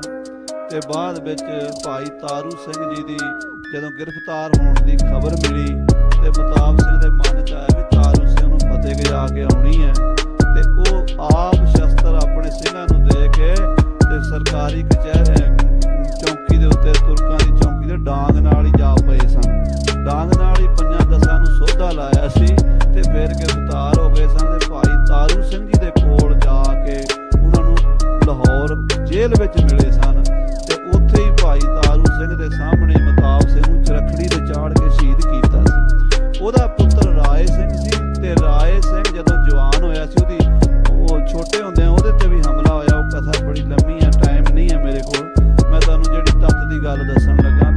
ਕਿਵੇਂ ਪਹੁੰਚ ਗਏ ਨੇ? ਕਹਿੰਦੇ ਅੰਮ੍ਰਿਤਸਰ ਦੇ ਨੇ, ਇੱਥੇ ਕੀ ਕਰਨ ਆਏ ਨੇ? ਇਹਦਾ ਕਾਰਨ ਇਹ ਹੈ ਵੀ ਜਦੋਂ ਰਾਏ ਸਿੰਘ ਵੱਡਾ ਹੋ ਗਿਆ ਤੇ ਉਹਦਾ ਵਿਆਹ ਹੋ ਗਿਆ ਸ਼ਾਮ ਸਿੰਘ ਦੀ ਬੇਟੀ ਨਾਲ। ਨਾਰਲਾ ਪਿੰਡ ਹੈ, ਇਹ ਸੁਰ ਸਿੰਘ ਬਹੁ ਪਿੰਡ ਦੇ ਇਲਾਕੇ 'ਚ ਪਰਾਂ ਚਲੇ ਜਾਈਏ ਨਾ, ਝਬਾਲ ਤੋਂ ਗਾਂ ਤੇ ਭਿੱਖੀ ਪਿੰਡ ਦਾ ਇਲਾਕਾ, ਉਧਰ ਕਹਿੰਦੇ ਨਾਰਲਾ ਪਿੰਡ ਹੈ। ਮੈਂ ਗਿਆ ਤਾਂ ਨਹੀਂ, ਪਰ ਉੱਥੇ ਬਜ਼ੁਰਗਾਂ ਤੋਂ ਪਤਾ ਕੀਤਾ ਵੀ ਉੱਥੇ ਉਹ ਪਿੰਡ ਪੈਂਦਾ ਨਾਰਲਾ, ਨਾਰਲੀ ਨਾਰਲਾ। ਉੱਥੋਂ ਦੇ ਹੋਏ ਬਾਬਾ ਸ਼ਾਮ ਸਿੰਘ ਜੀ। ਬਾਬਾ ਸ਼ਾਮ ਸਿੰਘ ਜੀ ਕਹਿੰਦੇ ਐਡੇ ਜਵਾਨ ਹੋਏ ਆ ਵੀ ਦੋ ਪਠਾਣਾਂ ਨੂੰ ਨਾ, ਵੱਡੇ ਜਿਹੜੇ ਪਠਾਣ, ਦੋ ਅਸਵੇ ਪਠਾਣ ਕਹਿੰਦੇ। ਦੋ ਅਸਵੇ ਦਾ ਮਤਲਬ ਹੁੰਦਾ ਵੀ ਦੋ ਘੋੜੇ ਰੱਖਣ ਵਾਲਾ ਪਠਾਣ। 15 ਮਿੰਟ ਬਾਅਦ ਘੋੜਾ ਥੱਕ ਜਾਵੇ ਤੇ ਦੂਜੇ ਘੋੜੇ ਤੇ ਬਹਿ ਜਾਂਦੇ। ਐਡੇ ਐਡੇ ਜਵਾਨ ਪਠਾਣ, ਉਹਨਾਂ ਨੂੰ ਦੋ ਅਸਵੇ ਕਹਿੰਦੇ। ਟੁੰਬੇ ਖਾਣ ਵਾਲੇ ਦੋਵਾਂ ਨੂੰ, ਦੋ ਪਠਾਣਾਂ ਨੂੰ ਗਿੱਚੀ ਤੋਂ ਫੜਦਾ ਸੀ ਸ਼ਾਮ ਸਿੰਘ ਤੇ ਜਾ ਕੇ ਦਰਖਤ ਤੇ ਨਾਲ ਮਾਰਦਾ ਸੀ ਤੇ ਸਿਰ ਫੇਰ ਦਿੰਦਾ ਸੀ। ਐਡਾ ਬਲੀ ਸੀਗਾ ਉਹ। ਉਹਨੇ ਆਪਣੀ ਲੜਕੀ ਰਾਏ ਸਿੰਘ ਨੂੰ ਵਿਆਹ ਦਿੱਤੀ। ਜਿਹੜਾ ਸੁੱਖਾ ਸਿੰਘ ਮਾੜੀ ਕੰਬੋਕੀ ਵਾਲਾ, ਉਹ ਵੀ ਸ਼ਾਮ ਸਿੰਘ ਦੇ ਜਥੇ 'ਚ ਹੀ ਰਿਹਾ ਜ਼ਿਆਦਾਤਰ। ਸ਼ਾਮ ਸਿੰਘ ਨੇ ਪਾਲ ਜਿਹੜਾ ਕਰੋੜ ਸਿੰਘੀਆ ਹੋਇਆ ਦਿੱਲੀ ਤੇ ਬਘੇਲ ਸਿਓ, ਉਹ ਬਘੇਲ ਸਿੰਘ ਵੀ ਉਹਦਾ ਚੇਲਾ ਸੀਗਾ ਸ਼ਾਮ ਸਿੰਘ ਦਾ। ਬੜਾ ਪੁਰਾਣਾ ਜਰਨੈਲ ਹੈ ਬਾਬਾ ਜੀ। ਬਾਬਾ ਜੱਸਾ ਸਿੰਘ ਜੀ ਆਹਲੂਵਾਲੀਆ ਬੁੱਢੇ ਦਲ ਦੇ ਜਥੇਦਾਰ ਤੇ ਬਾਬਾ ਸ਼ਾਮ ਸਿੰਘ ਜੀ ਨਾਰਲੇ ਵਾਲੇ ਇੱਕ ਬਾਟੇ ਛਕਦੇ ਸੀਗੇ, ਭਰਾ ਬਣੇ ਹੋਏ ਸੀ। ਤੇ ਬਾਬਾ ਸ਼ਾਮ ਸਿੰਘ ਦੀ ਬੇਟੀ ਜਿਹੜੀ ਸੀ ਉਹ ਵਿਆਹੀ ਗਈ ਰਾਏ ਸਿੰਘ ਨੂੰ। ਰਤਨ ਸਿੰਘ ਦਾ ਇਸ ਨਾਂ ਤੇ ਕੀ ਹੋਇਆ? ਨਾਨਾ ਨਾ ਉਹਦਾ ਸ਼ਾਮ ਸਿੰਘ। ਤਾਂ ਉਹ ਕਹਿੰਦੇ ਸ਼ਾਮ ਸਿੰਘ ਨੇ ਆਪਣੀ, ਉਦੋਂ ਸਿੱਖਾਂ ਦੀਆਂ ਮਿਸਲਾਂ ਬਣਨ ਲੱਗ ਪਈਆਂ, ਸਿੰਘਾਂ ਨੇ ਇਲਾਕੇ ਮੱਲ ਲਏ। ਜਦੋਂ ਇਲਾਕੇ ਮੱਲੇ ਸੀ ਉਦੋਂ ਕਹਿੰਦੇ ਜਿਹੜੇ ਪਿੰਡ 'ਚ ਘੋੜਸਵਾਰ ਲੰਘਦਾ ਸੀ ਨਾ ਸਿੰਘ, ਉਸ ਪਿੰਡ 'ਚ ਆਪਣਾ ਕਸ਼ਹਿਰਾ ਰੱਖ ਜਾਣਾ। ਆਹ ਪਿੰਡ ਮੇਰਾ ਹੋ ਗਿਆ। ਪਿੰਡ ਵਾਲਿਆਂ ਕਹਿੰਦੇ ਠੀਕ ਹੈ ਬਾਬਾ ਜੀ, ਕਿਤੇ ਢਾਲ ਰੱਖ ਜਾਣੀ, ਆਹ ਮੇਰਾ ਹੋ ਗਿਆ। ਅਗਲੇ ਪਿੰਡ ਜਾਣਾ, ਉੱਥੇ ਪਰਨਾ ਰੱਖ ਜਾਣਾ, ਆਹ ਮੇਰਾ ਹੋ ਗਿਆ। ਠੀਕ ਹੈ ਬਾਬਾ ਜੀ, ਤੁਹਾਡਾ ਹੀ ਹੋ ਗਿਆ। ਏਦਾਂ ਪਿੰਡ ਮੱਲੇ ਸੀਗੇ ਸਿੰਘਾਂ ਤੇ ਉਹ ਪਿੰਡ ਮੱਲ ਕੇ ਬਾਬਾ ਸ਼ਾਮ ਸਿੰਘ ਹੋਰਾਂ ਨੇ 10 ਪਿੰਡ ਆਪਣੀ ਧੀ ਨੂੰ ਦਾਜ ਦਿੱਤੇ ਸੀ। ਤੇ ਉਹ ਜਿਹੜਾ ਸੀ ਨਾ ਮੱਸੇ ਰੰਗੜ ਦਾ ਪਰਿਵਾਰ, ਮੱਸੇ ਰੰਗੜ ਦਾ ਪਰਿਵਾਰ ਵੀ ਚੌਧਰੀ ਸੀਗੇ, ਉਹ ਮਾਰਨਾ ਚਾਹੁੰਦੇ ਸੀ ਰਾਏ ਸਿੰਘ ਨੂੰ। ਬਾਬੇ ਸ਼ਾਮ ਸਿੰਘ ਬੜੇ ਨੀਤੀਵਾਨ ਸਨ। ਉਹਨੇ ਆਖਿਆ ਆਪਣੀ ਧੀ ਤੇ ਜਵਾਈ ਨੂੰ 5 ਪਿੰਡ ਦੇ ਤੇ ਮਾਝੇ 'ਚ ਤੇ 5 ਦੇ ਤੇ ਖੰਨੇ ਦੇ ਕੋਲ, ਗੋਬਿੰਦਗੜ੍ਹ ਮੰਡੀ ਖੰਨਾ ਤੁਸੀਂ ਜਾਣਦੇ ਹੀ ਹੋ, ਤੁਰਾਏ ਤੁਰਾ। ਉਹਦੇ ਲਾਗੇ ਪਿੰਡ ਹੈ ਚੜੀ ਭੜੀ। ਭੜੀ ਪਿੰਡ ਦੇ ਵਿੱਚ ਭਾਈ ਸਾਹਿਬ ਰਤਨ ਸਿੰਘ ਦਾ ਜਨਮ ਹੋਇਆ। ਇੱਥੇ ਆ ਗਈ ਉਹ ਬੀਬੀ, ਇੱਥੇ ਰਹੇ ਰਾਏ ਸਿੰਘ ਤੇ ਉਹਦੀ ਘਰ ਵਾਲੀ। ਅੱਗੇ ਰਤਨ ਸਿੰਘ ਦਾ ਜਨਮ ਭੜੀ ਪਿੰਡ ਹੋਇਆ। ਇਹ ਭੜੀ ਖੰਨੇ ਦੇ ਕੋਲ ਹੀ ਆ, 3-4 ਕਿਲੋਮੀਟਰ ਨਾਲ ਹੀ ਆ। ਭੜੀ ਪਿੰਡ ਦਾ ਹੁਣ ਜਿਹੜਾ ਕੰਮਕਾਰ ਹੁੰਦਾ ਸੀ ਲੁਧਿਆਣੇ ਦੀ ਕਚਹਿਰੀ ਵਿੱਚ। ਇਸ ਕਰਕੇ ਭਾਈ ਸਾਹਿਬ ਰਤਨ ਸਿੰਘ ਜੀ ਕਹਿੰਦੇ ਆ ਵੀ ਮੈਂ ਖੰਨੇ ਤੋਂ ਭੜੀ ਤੋਂ ਉਸੀ ਕਚਹਿਰੀ ਹਮ ਥੇ ਗਏ। ਕਿਸੇ ਕੰਮ ਲਈ ਮੈਂ ਲੁਧਿਆਣੇ ਗਿਆ ਹੋਇਆ ਸੀ ਕਚਹਿਰੀ ਦੇ ਵਿੱਚ। ਸੁਣ ਜਹ ਬਾਤ ਸੋ ਚਿੰਤਤ ਭਏ। ਅੱਗੇ ਜਦੋਂ ਮੈਂ ਕਚਹਿਰੀ 'ਚ ਗਿਆ ਤੇ ਅੱਗੇ ਬੂਟੇ ਮੌਲਵੀ ਸ਼ਾਹ ਬੈਠਾ ਸੀ ਤੇ ਕੈਪਟਨ ਮਰੀ ਉਹਨੂੰ ਕਹਿ ਰਿਹਾ ਸੀ ਵੀ ਸਿੱਖਾਂ ਦੀ ਹਿਸਟਰੀ ਲਿਖ, ਸਿੱਖਾਂ ਦਾ ਇਤਿਹਾਸ ਲਿਖ। ਜਦੋਂ ਇਹ ਗੱਲ ਮੇਰੇ ਕੰਨੀ ਪਈ ਤੇ ਮੈਨੂੰ ਬੜੀ ਚਿੰਤਾ ਹੋਈ। ਯਹ ਮੌਲਵੀ ਹੈ ਮੁਸਲਮਾਨ। ਚਿੰਤਾ ਇਸ ਗੱਲ ਦੀ ਹੋਈ ਵੀ ਇਹ ਜਿਹਨੂੰ ਹਿਸਟਰੀ ਲਿਖਣ ਲਈ ਕਹਿ ਰਿਹਾ ਹੈ ਇਹ ਤਾਂ ਮੌਲਵੀ ਹੈ, ਮੁਸਲਮਾਨ ਹੈ। ਕਬ ਸਿੱਖਣ ਜਸ ਕਰੈ ਬਖਾਨ। ਇਹ ਸਿੰਘਾਂ ਦਾ ਜਸ ਕਦੋਂ ਬਖਿਆਨ ਕਰੇਗਾ? ਇਹ ਕਦੀ ਗੱਲ ਖਾਲਸੇ ਦੀ ਦ੍ਰਿੜਤਾ ਨਾਲ ਨਹੀਂ ਕਹਿ ਸਕੇਗਾ। ਕਰ ਗੋਸ਼ਟ ਹਮ ਮਰੀ ਸਮਝਾਇਓ। ਜਦੋਂ ਬੂਟੇ ਸ਼ਾਹ ਕਚਹਿਰੀ ਚੋਂ ਬਾਹਰ ਹੋਇਆ, ਭਾਈ ਰਤਨ ਸਿੰਘ ਜੀ ਕਹਿੰਦੇ ਮੈਂ ਕੈਪਟਨ ਮਰੀ ਨੂੰ ਕਿਹਾ ਵੀ ਇਹ ਕਿਹਨੂੰ ਤੁਸੀਂ ਇਤਿਹਾਸ ਲਿਖਣ ਲਾ ਰਹੇ ਹੋ? ਉਹ ਕਹਿੰਦਾ ਜੀ ਇਹ ਮੌਲਵੀ ਸਾਹਿਬ ਬੜੇ ਲਿਖਾਰੀ ਚੰਗੇ ਨੇ, ਇਹਨਾਂ ਨੂੰ ਲਾ ਰਹੇ ਆ। ਫਿਰ ਮੈਂ ਰਤਨ ਸਿੰਘ ਕਹਿੰਦਾ ਮੈਂ ਮੌਲਵੀ ਨੂੰ ਮਰੀ ਨੂੰ ਸਮਝਾਇਆ। ਹਾਂਜੀ, ਉਸ ਕਾ ਲਿਖਿਆ ਹਮਹਿ ਦਿਖਾਇਓ। ਠੀਕ ਹੈ, ਜੋ ਇਹ ਲਿਖੇਗਾ ਨਾ ਉਹ ਮੈਨੂੰ ਜ਼ਰੂਰ ਦਿਖਾਇਆ ਜਾਏ ਲੰਡਨ ਭੇਜਣ ਤੋਂ ਪਹਿਲੇ। ਹਾਂਜੀ, ਉਸ ਕੋ ਦੇਖ ਹਮ ਬਾਤ ਉਚਾਰੀ। ਜਿੰਨਾ ਕੁਝ ਉਹ ਲਿਖਦਾ ਸੀ ਬੂਟੇ ਸ਼ਾਹ, ਉਹ ਭਾਈ ਰਤਨ ਸਿੰਘ ਜੀ ਨੂੰ ਫਿਰ, ਕਿਉਂਕਿ ਰਤਨ ਸਿੰਘ ਛੋਟਾ ਬੰਦਾ ਤਾਂ ਹੈ ਨਹੀਂ ਸੀ, 5 ਪਿੰਡਾਂ ਦਾ ਇੱਥੇ ਮਾਲਕ ਸੀ, 5 ਪਿੰਡਾਂ ਦਾ ਉਹ ਮਾਝੇ ਦੇ ਮਾਲਕ ਸੀ, ਚੰਗਾ ਸਰਦਾਰ ਸੀ। ਯਾਨੀ ਕਿ ਜੇ ਜਾਂਦਾ ਵੀ ਹੋਵੇਗਾ ਤੇ ਬੱਗੀ ਤੇ ਬਹਿ ਕੇ ਜਾਂਦਾ ਹੋਣਾ ਲੁਧਿਆਣੇ, ਪੂਰੀ ਸ਼ਾਨ ਨਾਲ, ਸਰਦਾਰਾਂ ਵਾਲੀ ਸ਼ਾਨ ਸੀ ਉਹਦੀ। ਉਹਨੂੰ ਕੁਰਸੀ ਮਿਲਦੀ ਸੀ ਕਚਹਿਰੀ ਵਿੱਚ ਤੇ ਉਸ ਕਰਕੇ ਉਹਦਾ ਉਹ ਗੱਲ, ਉਹ ਬਚਨ ਜਿਹੜਾ ਸੀ ਅੰਗਰੇਜ਼ ਅਫਸਰ ਵੀ ਸੁਣਦਾ ਕਰਦਾ ਸੀ, ਮੰਨਦਾ ਸੀ, ਸਾਰੀ ਲਿਖਤ ਭੇਜ ਦਿੰਦਾ ਸੀ ਤੇ ਪੜ੍ਹ ਲੈਂਦੇ ਸੀ। ਭਾਈ ਰਤਨ ਸਿੰਘ ਜੀ ਫਾਰਸੀ ਵੀ ਪੜ੍ਹੇ ਹੋਏ ਸੀ। ਉਹ ਫਾਰਸੀ ਦੀ ਲਿਖਤ ਪੜ੍ਹਨ ਤੋਂ ਬਾਅਦ ਭਾਈ ਸਾਹਿਬ ਕਹਿੰਦੇ ਮੈਂ ਉਹਨੂੰ ਕਿਹਾ ਵੀ ਇਹਨ ਗੱਲ ਸਿੰਘਨ ਕਹੀ ਨਾ ਸਾਰੀ, ਇਹਨੇ ਸਾਡੀ ਸਿੰਘਾਂ ਦੀ ਸਾਰੀ ਗੱਲ ਨਹੀਂ ਦੱਸੀ। ਹਾਂਜੀ, ਇਨ ਗੱਲ ਖਾਲਸੇ ਕਹੀ ਨਾ ਸਾਰੀ, ਇਹਨੇ ਖਾਲਸੇ ਦੀ ਸਾਰੀ ਗੱਲ ਨਹੀਂ ਕਹੀ। ਜੋ ਸਿੰਘਾਂ ਦਾ ਖਾਲਸੇ ਦਾ ਸੁੱਚਾ ਇਤਿਹਾਸ, ਮਹਾਨ ਵਿਰਸਾ ਹੈ ਕੈਪਟਨ ਸਾਹਿਬ, ਇਹ ਮੌਲਵੀ ਉਹ ਨਹੀਂ ਦੱਸ ਰਿਹਾ। ਹਾਂਜੀ, ਦੋਹਰਾ ਸੋ ਮਰੀ ਹਮਾਰੋ ਮਿਤ ਭਇਓ, ਮੋਹਿ ਫਿਰ ਕਹਿਓ ਬੁਲਵਾਏ। ਫਿਰ ਆਉਣ ਜਾਣ ਕਚਹਿਰੀ 'ਚ ਰੋਜ਼ ਸੀ ਲੁਧਿਆਣੇ, ਕੈਪਟਨ ਮਰੀ ਮੇਰਾ ਮਿੱਤਰ ਬਣ ਗਿਆ। ਫਿਰ ਉਹ ਮੈਨੂੰ ਕਹਿਣ ਲੱਗਾ ਜਿਮ ਉਤਪਤੀ ਭਈ ਖਾਲਸੇ, ਤਿਮ ਤੁਮ ਦੇਹੋ ਲਿਖਾਏ। ਉਹ ਕਹਿਣ ਲੱਗਾ ਰਤਨ ਸਿੰਘ ਜੀ ਜੇ ਮੌਲਵੀ ਠੀਕ ਨਹੀਂ ਲਿਖਾ ਰਿਹਾ ਤੇ ਤੁਸੀਂ ਲਿਖਵਾ ਦਿਓ, ਤੁਸੀਂ ਮੈਨੂੰ ਜੋ ਲਿਖਵਾਓਗੇ ਮੈਂ ਤੁਹਾਡਾ ਲਿਖਿਆ ਲੰਡਨ ਭੇਜਾਂਗਾ। ਜਾਓ ਪਈ ਤਾਓ ਮੈਂ ਕਹੀ ਸੁਨ ਮਰੀ ਕਪਤਾਨ, ਤਾਂ ਭਾਈ ਰਤਨ ਸਿੰਘ ਜੀ ਕਹਿਣ ਲੱਗੇ ਉਸ ਕੈਪਟਨ ਨੂੰ ਤੁਮ ਭਤੀਜਤ ਹੋਏ ਮੁਸਲਮਾਨ, ਤੁਸੀਂ ਮੁਸਲਮਾਨ ਤੇ ਭਰੋਸਾ ਕਰ ਰਹੇ ਹੋ, ਤੁਰਕਨ ਹਿੰਦੂਆਂ ਬੈਰ ਹੈ ਆਦ। ਇਹਦਾ ਕਾਰਨ ਇਹ ਹੈ ਵੀ ਸਾਡੀ ਤੇ ਇਹਨਾਂ ਦੀ ਬੜੀ ਪੁਰਾਣੀ ਜੰਗ ਚੱਲੀ ਆ ਰਹੀ ਹੈ। ਇਹ ਬਾਹਰੋਂ ਆਏ ਨੇ, ਸਾਡੇ ਦੇਸ਼ ਵਾਸੀਆਂ ਨਾਲ ਇਹਨਾਂ ਦਾ ਖੰਡਾ ਖੜਕਦਾ 700 ਸਾਲ ਹੋ ਗਏ ਨੇ। ਖਾਹਾ ਖਹੀ ਕਰ ਰੱਖੈ ਬਾਦ, ਇਹ ਖਾਹਾ ਖਈ ਛੱਡਦੇ ਨਹੀਂ, ਸਾਨੂੰ ਇਹ ਚੰਗਾ ਨਹੀਂ ਸਮਝਦੇ। ਹਿੰਦੂਆਂ ਕੀ ਤੁਰਕ ਖੋਟੀ ਕਹੈ, ਇਹ ਹਮੇਸ਼ਾ ਸਾਡੇ ਹਿੰਦੂ ਲੋਕਾਂ ਦੀ ਖੁਟਿਆਈ ਕਰਦੇ ਨੇ। ਹਿੰਦੂ ਤੁਰਕਨ ਨਿੰਦਤ ਰਹੈ, ਤੇ ਹਿੰਦੂ ਵੀ ਤੁਰਕਾਂ ਨੂੰ ਨਿੰਦਦੇ ਰਹਿੰਦੇ ਨੇ। ਹਿੰਦੂ ਤੇ ਮੁਸਲਮਾਨਾਂ ਦੀ ਆਪਸ 'ਚ ਨਹੀਂ ਬਣਦੀ। ਤਬ ਮਾਲੀ ਕਪਤਾਨ ਬਖਾਨੀ, ਤਾਂ ਉਹ ਕੈਪਟਨ ਮਰੀ ਕਹਿਣ ਲੱਗਾ, ਹਮ ਅੰਗਰੇਜ਼ ਹੈ ਚਤੁਰ ਗਿਆਨੀ। ਉਹ ਕਹਿਣ ਲੱਗਾ ਸਰਦਾਰ ਜੀ ਤੁਸੀਂ ਚਿੰਤਾ ਨਾ ਕਰੋ, ਸਾਨੂੰ ਸਾਰੀ ਗੱਲ ਦਾ ਪਤਾ, ਅਸੀਂ ਹਰ ਗੱਲ ਤੇ ਨਿਗਾਹ ਰੱਖਦੇ ਹਾਂ, ਰਾਜ ਅਸੀਂ ਐਵੇਂ ਨਹੀਂ ਕਰ ਰਹੇ। ਸਾਚ ਝੂਠ ਹਮ ਖੂਬ ਵਿਚਾਰ ਹੈ, ਅਸੀਂ ਸੱਚ ਤੇ ਝੂਠ ਨੂੰ ਚੰਗੀ ਤਰ੍ਹਾਂ ਪੁਣ ਲੈਨੇ ਆ। ਦੂਧ ਨੀਰ ਜਿਮ ਹੰਸ ਨਿਆਰ ਹੈ, ਜਿਵੇਂ ਹੰਸ ਦੁੱਧ ਤੇ ਪਾਣੀ ਨੂੰ ਵੱਖਰਾ ਵੱਖਰਾ ਕਰ ਦਿੰਦਾ, ਅਸੀਂ ਝੂਠ ਤੇ ਸੱਚ ਦਾ ਨਤਾਰਾ ਕਰ ਦਿੰਨੇ ਆ। ਬਿਸ਼ਕ ਲਿਖਾਵੋ ਸੱਚ ਹਮ ਪਾਹੇ, ਬੇਸ਼ੱਕ ਤੂੰ ਸੱਚ ਲਿਖਾ ਦੇ, ਤੇਰੇ ਸੱਚ ਨੂੰ ਅਸੀਂ ਭੇਜਾਂਗੇ।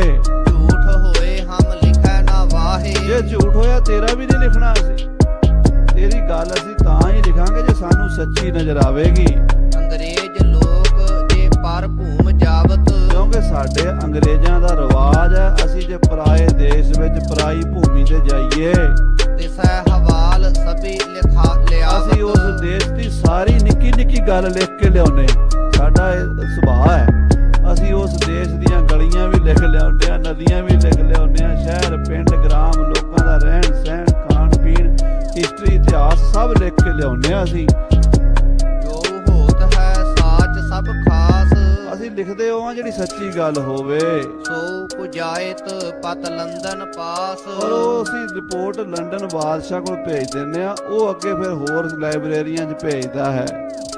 ਹਾਂਜੀ, ਦੋਹਰਾ ਤਉ ਮਾਲੀ ਨੇ ਹਮ ਕਹਿਓ, ਇਤਨੀ ਬਾਤ ਬਤਾਹੋ। ਫਿਰ ਮਾਲੀ ਕਹਿਣ ਲੱਗਾ ਭਾਈ ਰਤਨ ਸਿੰਘ ਜੀ ਇਹ ਗੱਲ ਦੱਸੋ, ਸਿੰਘਨ ਪਾਇਓ ਰਾਜ ਕਿਮ, ਔ ਦੀਨੋ ਕਿਨ ਪਾਤਸ਼ਾਹ। ਮੈਂ ਇਹ ਗੱਲ ਪੁੱਛਣੀ ਚਾਹੁੰਦਾ, ਸਿੰਘਨ ਪਾਇਓ ਰਾਜ ਕਿਮ, ਸਿੰਘਾਂ ਨੇ ਰਾਜ ਕਿਵੇਂ ਪ੍ਰਾਪਤ ਕੀਤਾ ਤੇ ਕਿਨ ਦੀਨੋਂ ਪਾਤਸ਼ਾਹੀ, ਇਹਨਾਂ ਨੂੰ ਪਾਤਸ਼ਾਹੀ ਕਿਹਨੇ ਦਿੱਤੀ ਹੈ? ਇਹ ਸਵਾਲ ਹੈ। ਇੱਕੋ ਪੰਕਤੀ, ਸਿੰਘਨ ਪਾਇਓ ਰਾਜ ਕਿਮ ਕਿਨ ਦੀਨੋਂ ਪਾਤਸ਼ਾਹੀ, ਜਿਹਦਾ ਜਵਾਬ ਇਹ ਸਾਰਾ ਗ੍ਰੰਥ ਹੈ। ਇਸ ਸਵਾਲ ਦਾ ਜਵਾਬ ਹੈ ਸ੍ਰੀ ਗੁਰੂ ਪੰਥ ਪ੍ਰਕਾਸ਼ ਭਾਈ ਰਤਨ ਸਿੰਘ ਜੀ ਦੇਣਗੇ। ਆਪਾਂ ਜਿੰਨੇ ਕੁ ਦਿਨ ਇੱਥੇ ਬੈਠੇ ਆ, ਇਹਨਾਂ ਗੱਲਾਂ ਨੂੰ ਸੁਣੀਏ। ਪੂਰਾ ਇਤਿਹਾਸ ਦਾ ਸਾਧ ਸੰਗਤ 6 ਮਹੀਨੇ ਲਗਾਤਾਰ ਕਥਾ ਹੋਵੇ ਤੇ ਤਾਂ ਪਤਾ ਲੱਗਦਾ। ਪਰ ਚਲੋ ਜਿੰਨਾ ਵੀ ਸਾਡੇ ਕਰਮਾਂ 'ਚ ਹੋਇਆ ਆਪਾਂ ਵਿਚਾਰਾਂਗੇ, ਸੁਣਾਂਗੇ, ਗੁਰੂ ਸਾਹਿਬ ਕਿਰਪਾ ਕਰਨਗੇ। ਸਾਡਾ ਆਪਣੇ ਘਰ ਦਾ ਇਤਿਹਾਸ ਹੈ, ਜੇ ਇਹ ਸਾਨੂੰ ਨਹੀਂ ਪਤਾ ਤੇ ਸਾਨੂੰ ਕੁਝ ਵੀ ਨਹੀਂ ਪਤਾ। ਸੋ ਖਾਲਸਾ ਜੀ ਆਪ ਜੀ ਹਾਜ਼ਰੀਆਂ ਭਰੋ, ਬੇਅੰਤ ਸੱਚੇ ਪਾਤਸ਼ਾਹ ਕਿਰਪਾ ਮੇਰਾ ਕਰਨ, ਚੜ੍ਹਦੀਆਂ ਕਲਾਂ।